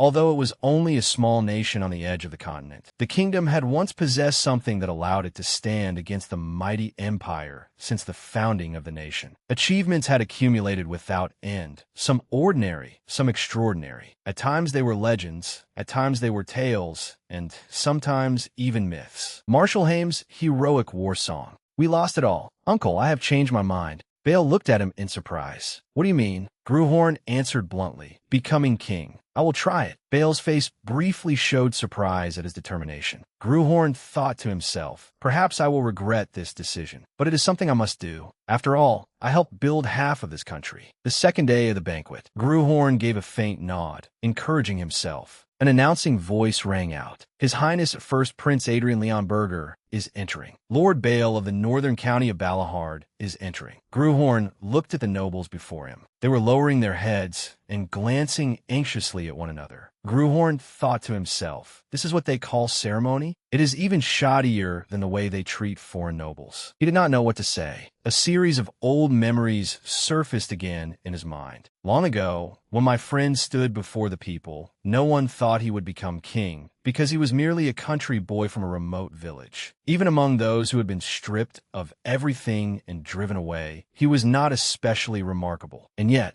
that young man stepped forward before everyone, just as I'm doing now. A blue light enveloped him. O you who have eyes, yet do not see. Before the flock of sheep, I stand proudly. I sing aloud the song of the monarch. Suddenly, the system appeared. Current ability cannot meet the grade of the war song. Part of the war song has been omitted. Only one stanza of the war song, equivalent to 1/4, can be sung. Gruhorn thought to himself, compared to the True Dragon's world-ending song, this is not unbearable. Still, no war song suits the current situation better than this one. For now, this is enough. Blue magic formed the shape of a crown and a mantle, draping itself over Gruhorn. The magical cloak fluttered, drawing the attention of the surrounding nobles. Everyone was stunned by his actions. Then, slowly and one by one, each noble placed a hand on their chest and respectfully bowed their head before him. Gruhorn smiled and declared, You may raise your heads. Suddenly, a surge of magic drew his attention. This energy is an elf. Sigrun spoke up. How unexpected. I never thought there would still be someone who remembers war songs. Gruhorn's eyes widened when he saw her. No, she is not merely an elf. The woman's face slowly appeared beneath her cloak. That woman is. Gruhorn was somewhat flustered when he saw her. Why is that madwoman here? The most beautiful creations made by the gods. A benevolent race that never disregarded even the smallest life. They were the gardeners of the forest, living from a brief 300 years to a long 1,000 years.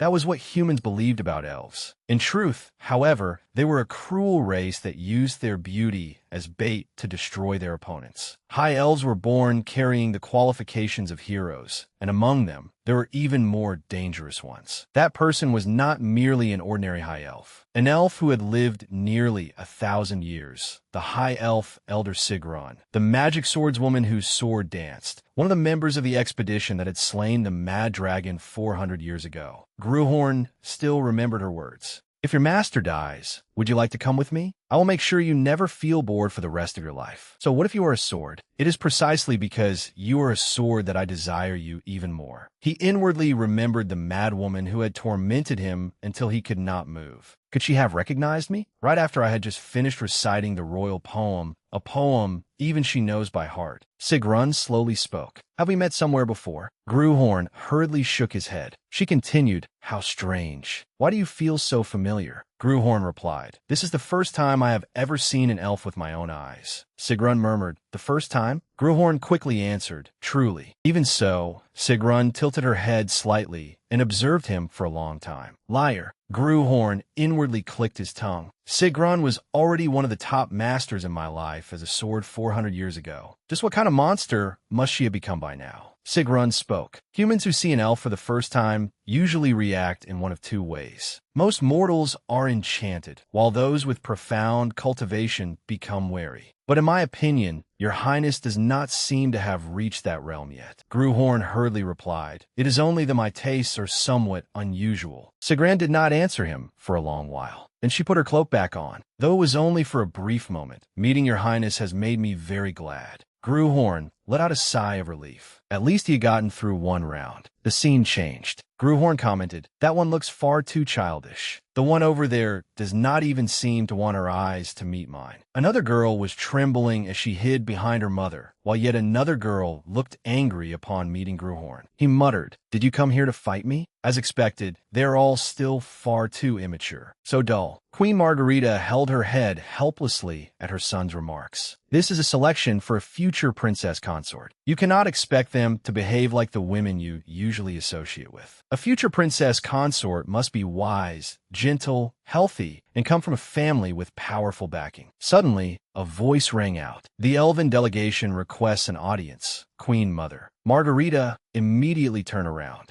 So that is it. Sigrun led the delegation into the palace. Sigrun of the Mistletoe tribe requests an audience with the beautiful princess, consort Margarita. Margarita answered cheerfully, It has been so long since the elven race last visited the kingdom. This is truly astonishing. Sigrun continued, It seems to me that your highness is searching for a worthy partner for the prince. Is that correct? You have guessed correctly. I'm a high-ranking elf. In human terms, I could be considered a noble of an ancient lineage. Gruhorn felt a faint sense of dread. What is going on? Sigrun continued brightly. And by a remarkable coincidence, my age is not that far removed from his highness's. Gruhorn nearly screamed. Liar, you are almost 1,000 years older. And yet she can calmly spit out such a shameless lie? Sigrun continued, I have heard that beautiful, eternally youthful elves are considered rather ideal partners among humans. I also always have attendants following me. Compared to humans, they would be like a troop of knights. In truth, from the very first moment I saw his highness, I sensed that my fate was crossing with his. Gruhorn immediately froze, his face darkening. Elves never lie about their fate or their destined bonds. Were those words, just now, truly sincere? Margarita exclaimed, How could this be? How bold! The nobles below also began to stir. Now that I think of it, I heard elves value destiny greatly. Then will the kingdom form a marriage alliance with the elves? Good heavens! Gruhorn hurried down below.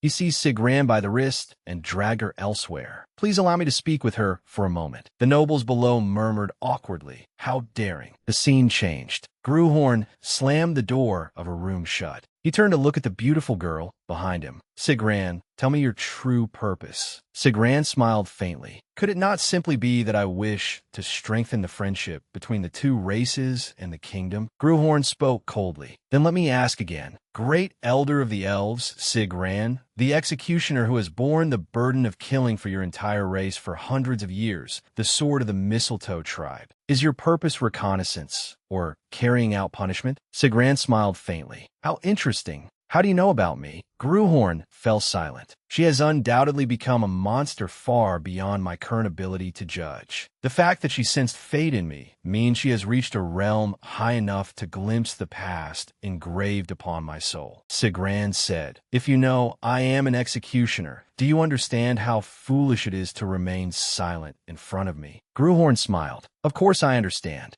But babbling in front of an executioner would be many times more foolish. Enough playing around, Sigran. Do not interfere with my fate. Right now, she only feels a little shallow curiosity toward me. If this continues, the fate of one insignificant human will be torn to shreds in the hands of a mad elf. Rather than that, it will be better to make her take a greater interest in me, so that I become a delicacy worth aging until ripe, something to be slowly savored, not merely sampled for a few bites and then thrown away." Sigran stared eagerly at his face. Gruhorn spoke. "At this moment, I am merely an unfortunate prince abandoned by his own father." Sigran asked with interest, "Then what about you? Who are you really?" Gruhorn muttered, "Well, if you want to know, then wait and see." Sigran froze at his brief answer. "I did find it strange. Why was I sent on a mission to a place like this? There was no reason for it at all. But now I understand. It was because of you." Gruhorn's face instantly changed. "No matter how many times I meet you, you are still a woman who makes one's hair stand on end." A short while later, Gruhorn and Sigran entered the banquet hand in hand. The nobles could not help being surprised when they saw them. "Oh, my heavens!" Gruhorn stopped before the queen's throne.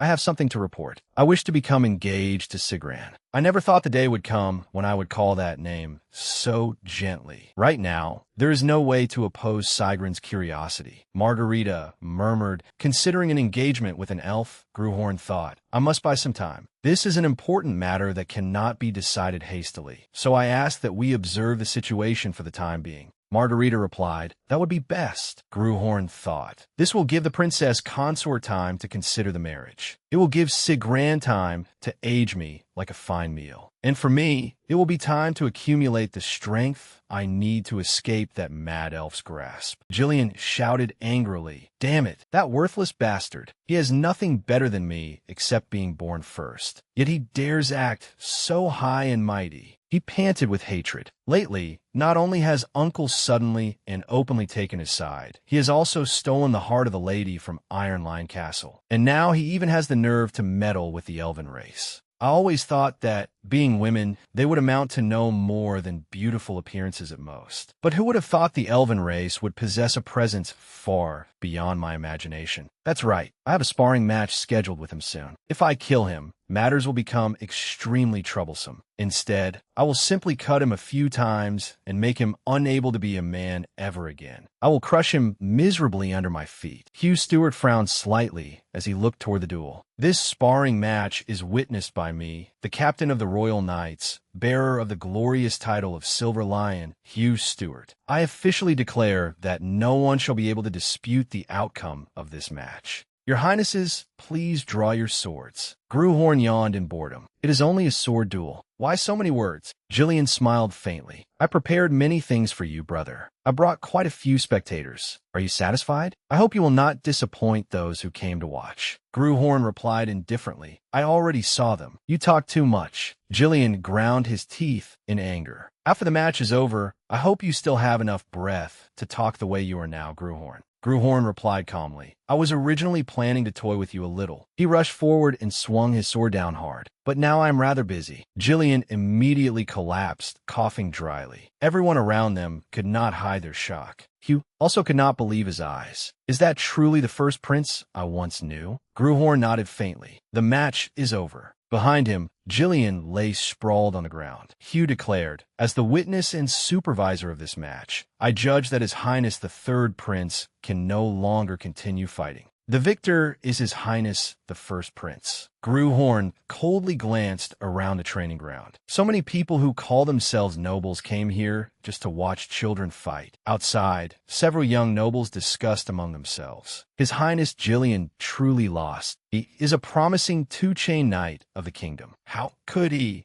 lose to the first prince, who only began training a few months ago? The scene changed. Jillian sprang up, his face covered in bandages. "That damned useless bastard. He shoved the door open. Prepare yourselves. I will definitely return for a decisive battle with him. A knight spoke worriedly. Why, your highness? His highness the first prince left the royal capital with Count Balahard as soon as the match ended. Gillian was surprised. Left? Where did he go? The knight replied, as for that, I heard he went north, to the lands of House Balahard. The scene changed. Bale said, you can ride a horse quite skillfully now. Gruhorn smiled. Once I get the hang of these things, I'll learn them quickly. Bale looked regretful. I misspoke. You should learn a little humility. But why must you hurry so much? The banquet has already ended. Why not rest for a few days? Gruhorn replied, because there is no place for me in the royal capital. I have no intention of begging support from people who fail to recognize the master of their country and only know how to flatter the empire's hunting dogs. Compared to those nobles, soldiers and knights suit me better, do they not? Bale replied. They may not be as good at scheming as nobles, but they are far more steadfast. Do you think winning their hearts will be easy? Gruhorn smiled. If we go through life and death together, feelings will arise naturally. What are you so worried about, uncle? Bale muttered. I still cannot shake the thought that you are rushing too much. Gruhorn thought, well, if I hesitate any longer, I will end up marrying that madwoman. In the past, everyone she set her sights on met ruin. Before that happens, I must strengthen myself. That is impossible in the peaceful royal capital, so I have no choice but to leave. The place that will spur my growth and sharpen my sword lies elsewhere. The place where human character is tested the most. The place where the greatest number of war songs are born. The place I must go is the battlefield.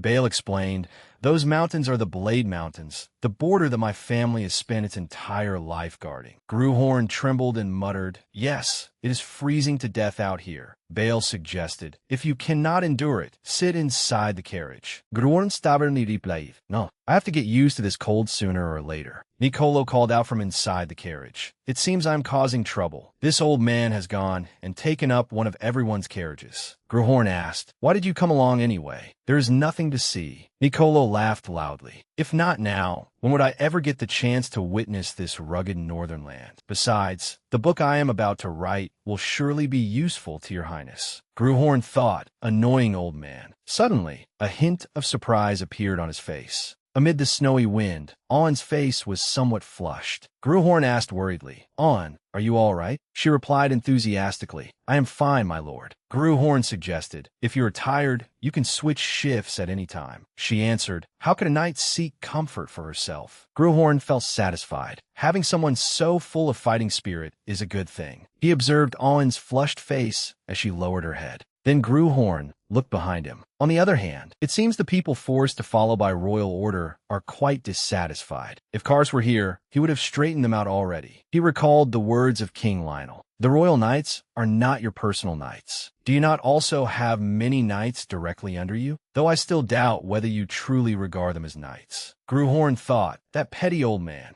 Because of that, Kars could not accompany him to the north. No matter how many insane things this body may have done, he is still his own flesh and blood. The king's attitude seems a little too much. There must be some hidden reason I do not know. Suddenly, Bale spoke. We must speed up. If we do not hurry, the blizzard will trap us, and we will be unable to move forward or back. The small snowflakes soon turned into a blizzard. The march became so harsh that they could not even hear the voice of the person beside them. Bale looked back anxiously. Leave the carriages behind. Keep only the horses and proceed on foot. Gruhorn also immediately turned around. Was that a scream? Are they using mana? He hurriedly called toward the carriage, Adelia. She could not hide her surprise when she saw his hand extended before her. Why, your highness? Thank you. All right. Aaron hurried over. Your highness, are you all right? Gruhorn replied, I am fine. He looked toward the disorderly group of knights behind them. Careful over there. You will crash into each other. Wait a moment. The wind is too strong. Gruhorn charged over angrily. Aaron, take care of Adelia. Yes, your highness. You fools, put down your shields. If you carry such enormous swords, of course the wind will catch you. Aside from your swords, throw away anything bulky. We can come back for it later. That big fellow over there, take the lead. Form a single file line. Two other knights look surprised. It seems we do not need to step in. We were planning to give him a little welcome and help afterward, but does his highness have actual combat experience? Every step in the blizzard felt as heavy as 1,000 pounds. Gruhorn led the group forward one step at a time. Suddenly, a soldier collapsed into the snow. A voice rang out, "Your Highness, one soldier has fallen behind." Gruhorn immediately turned back and pushed the soldiers aside. "Move." He grabbed the man's armor, then hoisted the soldier's entire body onto his shoulder. "What are you doing? Hurry up and move." "Yes, Your Highness." The mansion slowly appeared beyond the blizzard. As that hellish march was about to end, Gruhorn wearily set the soldier down. "Damn blizzard. If you're going to stop, then stop already." The sky became clear, as if nothing had ever happened. Bale walked to the front of the group. He stopped before the mansion gate. Then Bale slowly turned his head. The flag on the mansion fluttered beneath the clear blue sky. Bale spoke. "As the rightful lord of Balahard and commander of the kingdom's 3rd Legion, I welcome the visit of the first prince." Gruhorn's face immediately brightened. Bale smiled and continued, "I sincerely welcome you to Winter Castle." Winter Castle, the fortress at the northernmost edge of the kingdom. A fortress built specifically to defend against monsters, constructed to block the monsters living in the Blade Mountains. Good heavens, that place was one where monsters would pour out like a broken dam the moment one let down one's guard. It was cold, harsh, and full of danger. The survival rate was dreadful. For ordinary soldiers, it was the worst possible posting, a place they would absolutely never want to set foot in a second time. Winter Castle was both the greatest weapon and the heaviest shackle of House Balahard. From the beginning, what was there to see in such a cold and rugged land? The nobles of the world might weigh Winter Castle's political position. The castle gate slowly opened. But for those born and raised in Balahard, this place was a lifelong duty they had to bear, and also their homeland. Vincent spoke. "Vincent Balahard, as of today, I end my duty as acting commander and return to my position as captain of the ranger unit. It is fortunate that everyone returned safely." Bale smiled. "You have worked hard, Vincent." Gruhorn exclaimed in surprise. "What? He is your son? So you had a son?" Bale muttered. "Then how old did you think I was, that I would not have even a single child under my command?" Gruhorn laughed. "Looking closely, you do resemble each other a little, especially that unpleasant-looking mouth." Bale patted his son on the shoulder. "My son, Vincent. This is the first prince, Adrian." Vincent immediately bowed respectfully. "Captain of the Balahard Ranger Unit, Vincent of House Balahard, greets your highness the first prince." Gruhorn smiled faintly.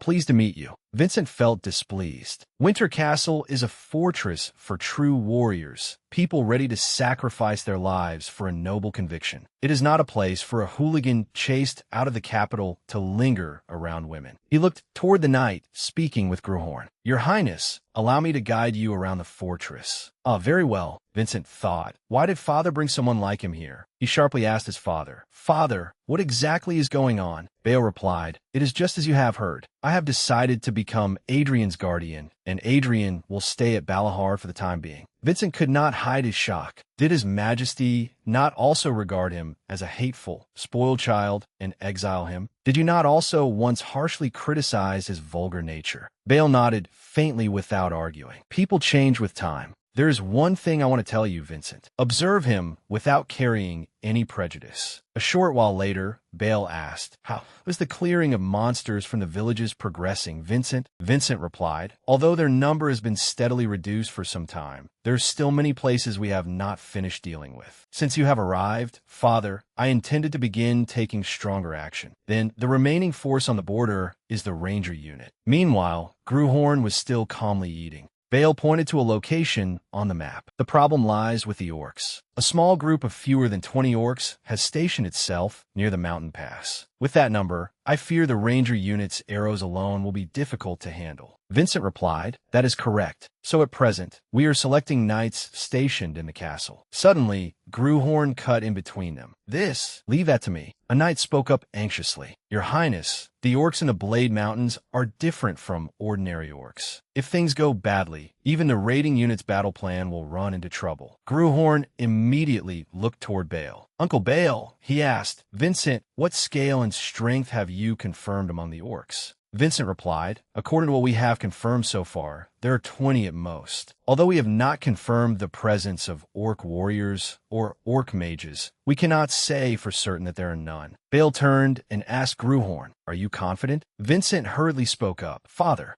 The mountain pass in that area is one of the main routes frequently used by the raiding unit. If a mistake turns that place into a bloody battlefield against the orcs, everything afterward will become many times more difficult. Furthermore, if your highness's safety becomes an issue, House Balahard's position will also. Gruhorn laughed inwardly. He was raised well, wasn't he? Bale cut him off. Stop worrying. Gruhorn, what do you need? Gruhorn replied, first about 3 guides. Change my children's equipment a little. If you have crossbows, lend us those too. Bale nodded slightly. That request is not too difficult. I will arrange it. Around them, the 2 elders exchanged somewhat doubtful looks. Vincent's face changed for a moment. A short while later, Gruhorn said, let's depart. Hasdek asked back in surprise, what do you mean, sir? Gruhorn replied, we have received a mission to eliminate orcs. The enemy numbers 20. There may or may not be orc warriors or orc mages. Hasdek replied, Your Highness, we have the entire Third Corps. Why give us this mission? Our duty is to guard your highness. Gruhorn smiled. All the better. In any case, to protect me, you'll have to follow along. Contact will come from the Third Corps sometime today. Go there, receive your equipment, then come back and report to me. Yes, your highness. Whether I hate them or care about them, they are still soldiers entrusted to me, so I have to train them properly. In a snowstorm, they really do not look very reliable. Hasdek, trait, swordsmanship C, standard defensive infantry formation, front line. In any case, they are elites carefully selected from the Royal Seventh. Their ability scores are also fairly good. Joseph, trait, reconnaissance disguise. There's only one fellow who looks rather suspicious. A short while later, Gruhorn looked surprised when he saw Vincent. You are the guide? Vincent replied, Your Highness may not know this, but if this operation fails, the consequences will be far greater than we imagine. There will be no failure. You're thinking too simply. An awkward air was playing between the two of them. Gruhorn looked at the system window that appeared. I cannot see him with status. Does that mean he is at least a 3-chain knight? Among the people behind him, only one is a true raider. The rest are all knights disguised as ordinary raiders. They must be planning to look for a chance to get ahead of me and handle the matter themselves. Well, I will turn a blind eye to this. Now then, Adelia, I will not take you with me, so do not worry. Adelia answered anxiously, I am sorry, your highness. Gruhorn thought inwardly, if your trait awakens in the wrong way, it will be very troublesome for me. A short while later, Vincent kept muttering, are we going on foot? To conserve stamina as much as possible. If stamina drops, your arms and legs will go numb, and battle will not proceed smoothly. Especially in places where snow and frost accumulate, like these Blade Mountains, we must also pay attention to the way we walk. Gruhorn felt tired inwardly. You fuss even worse than your father. Suddenly, a white rabbit darted past them. Gruhorn was inwardly surprised. A rabbit? One of the knights immediately took out a telescope. Ahead of them was a pack of orcs that had just finished tearing apart their prey. They looked utterly hideous, with green skin and blazing red eyes. The knight observed a little longer, then signaled. There's a pack of orcs ahead. How do you intend to handle them? Gruhorn immediately raised his hand and signaled those behind him to load. Hasdek and the knights lifted their crossbows, while Vincent and Arwen gripped their sword hilts. The orcs had now discovered Gruhorn's group. They immediately turned and prepared to attack. Gruhorn's eyes immediately lit up. Hello there. It has been a long time. Fire. A line of arrows flew toward them. The orcs at the front were immediately struck and collapsed. Gruhorn quickly took an attacking stance, his hand touching his sword hilt. Footsteps thundered. Gruhorn drew his sword. Growls filled with killing intent rang out, and then he shot forward like an arrow. Gruhorn smiled faintly, coldly, and somewhat strangely. That thick, clinging stench of blood. The thing I have always missed and longed for. How wonderful. This is the air of the battlefield. Arwen rushed over anxiously. Your Highness, it is dangerous. Gruhorn quickly stopped her. Do not come close. Arwen flinched at his warning. Gruhorn kept his sword pointed forward. Be careful, or you'll be swept up in it. More than 400 years ago, in an age when orcs were not monsters, but one of the rightful masters of the Six Lands. This is neither myth nor heroic song, but the mournful song of one pitiful man, a man whose hatred for orcs was so great that not even his name remained in history. It is a lament sending off a father who fought until he was exhausted,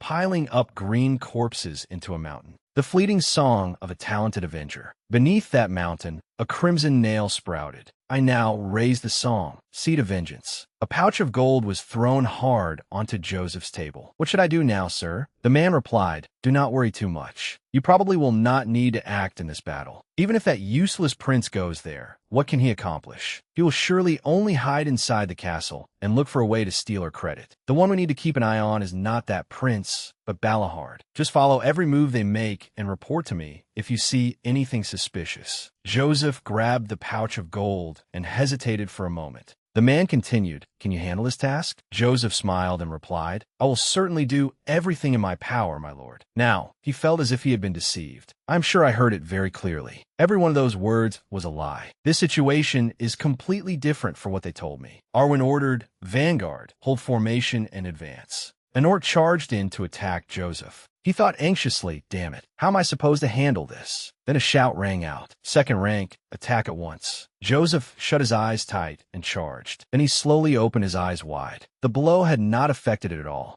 We are finished. Suddenly, a blue ray of light came flying from somewhere. Arwen slashed hard into the giant orc's body. One of the monster's arms immediately fell off. Joseph trembled as he looked at the monster, which was about to collapse, and then one of its arms flew toward him. Arwen turned her head and spoke coldly. This place is a battlefield. Do not speak of throwing down your weapon so easily. Joseph hurriedly answered, understood, sir. Then he and the knights raised their shields and prepared to fight. Arwen spoke. All troops, listen to my command. Prepare to enter battle. The enemy's numbers are quite large. With our current manpower, wiping them all out will be extremely difficult. Suddenly, she flinched and froze. A red flash of light had just streaked past them. It pierced straight into the giant orc's heart. Then, before the astonishment of Joseph and the knights, and under Arwen's stunned gaze, Gruhorn charged in and slashed hard at the monster. Its body immediately collapsed onto the white snow. A strange crimson aura enveloped Gruhorn's body. Arwen called out in surprise, Your Highness. Gruhorn's eyes still flashed with crimson light. He continued charging headlong toward the monsters. Each step carried him faster toward the orcs. In Gruhorn's mind, this still was not enough. No matter how many he cut down and killed, he never felt satisfied. Longing to see the blood of his enemies, that man had wandered through frozen lands crawling with orcs. A man appeared in his mind, charging toward the orcs. He cut off the head of a giant orc, making it collapse beside the other orcs. The mana in his body had long since been exhausted, and yet his footsteps had never stopped. The demonic sword grew even older. The sword he held in his hand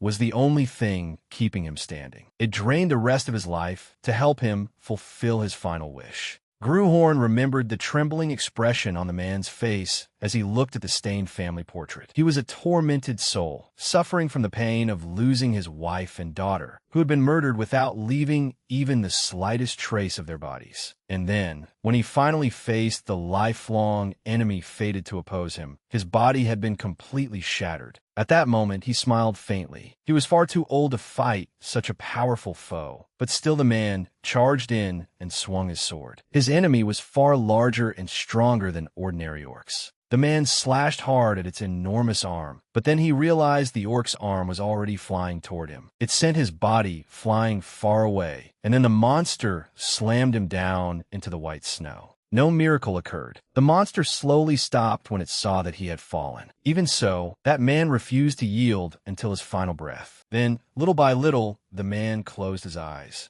This was a story no one had ever known or heard. Only Gruhorn remembered it. He flinched and looked around himself. Gruhorn glanced back. The knights were still struggling against the orcs. Knights, focus on eliminating that orc warrior. Everyone else, hold back the orcs. Gruhorn stared at the sword in Vincent's hand, and then a flag appeared in his eyes. He remembered it vividly. That epic of vengeance is still unfinished. I must end it here. Then he shot forward and slashed hard at one monster, then moved on to another. Then he charged toward the Orc King, the enemy of the man in Gruhorn's memories. He rushed at it like an arrow, a surge of fire magic enveloping him. The system displayed. A new chapter has been added to the Song of Vengeance. I piled green corpses into a mountain, and from the foot of that mountain, a brilliant crimson carpet appeared. Gruhorn murmured, "And I, the one standing before you, I stand here before your very eyes to honor your soul." The system announced, the Song of Vengeance has now transformed into a requiem.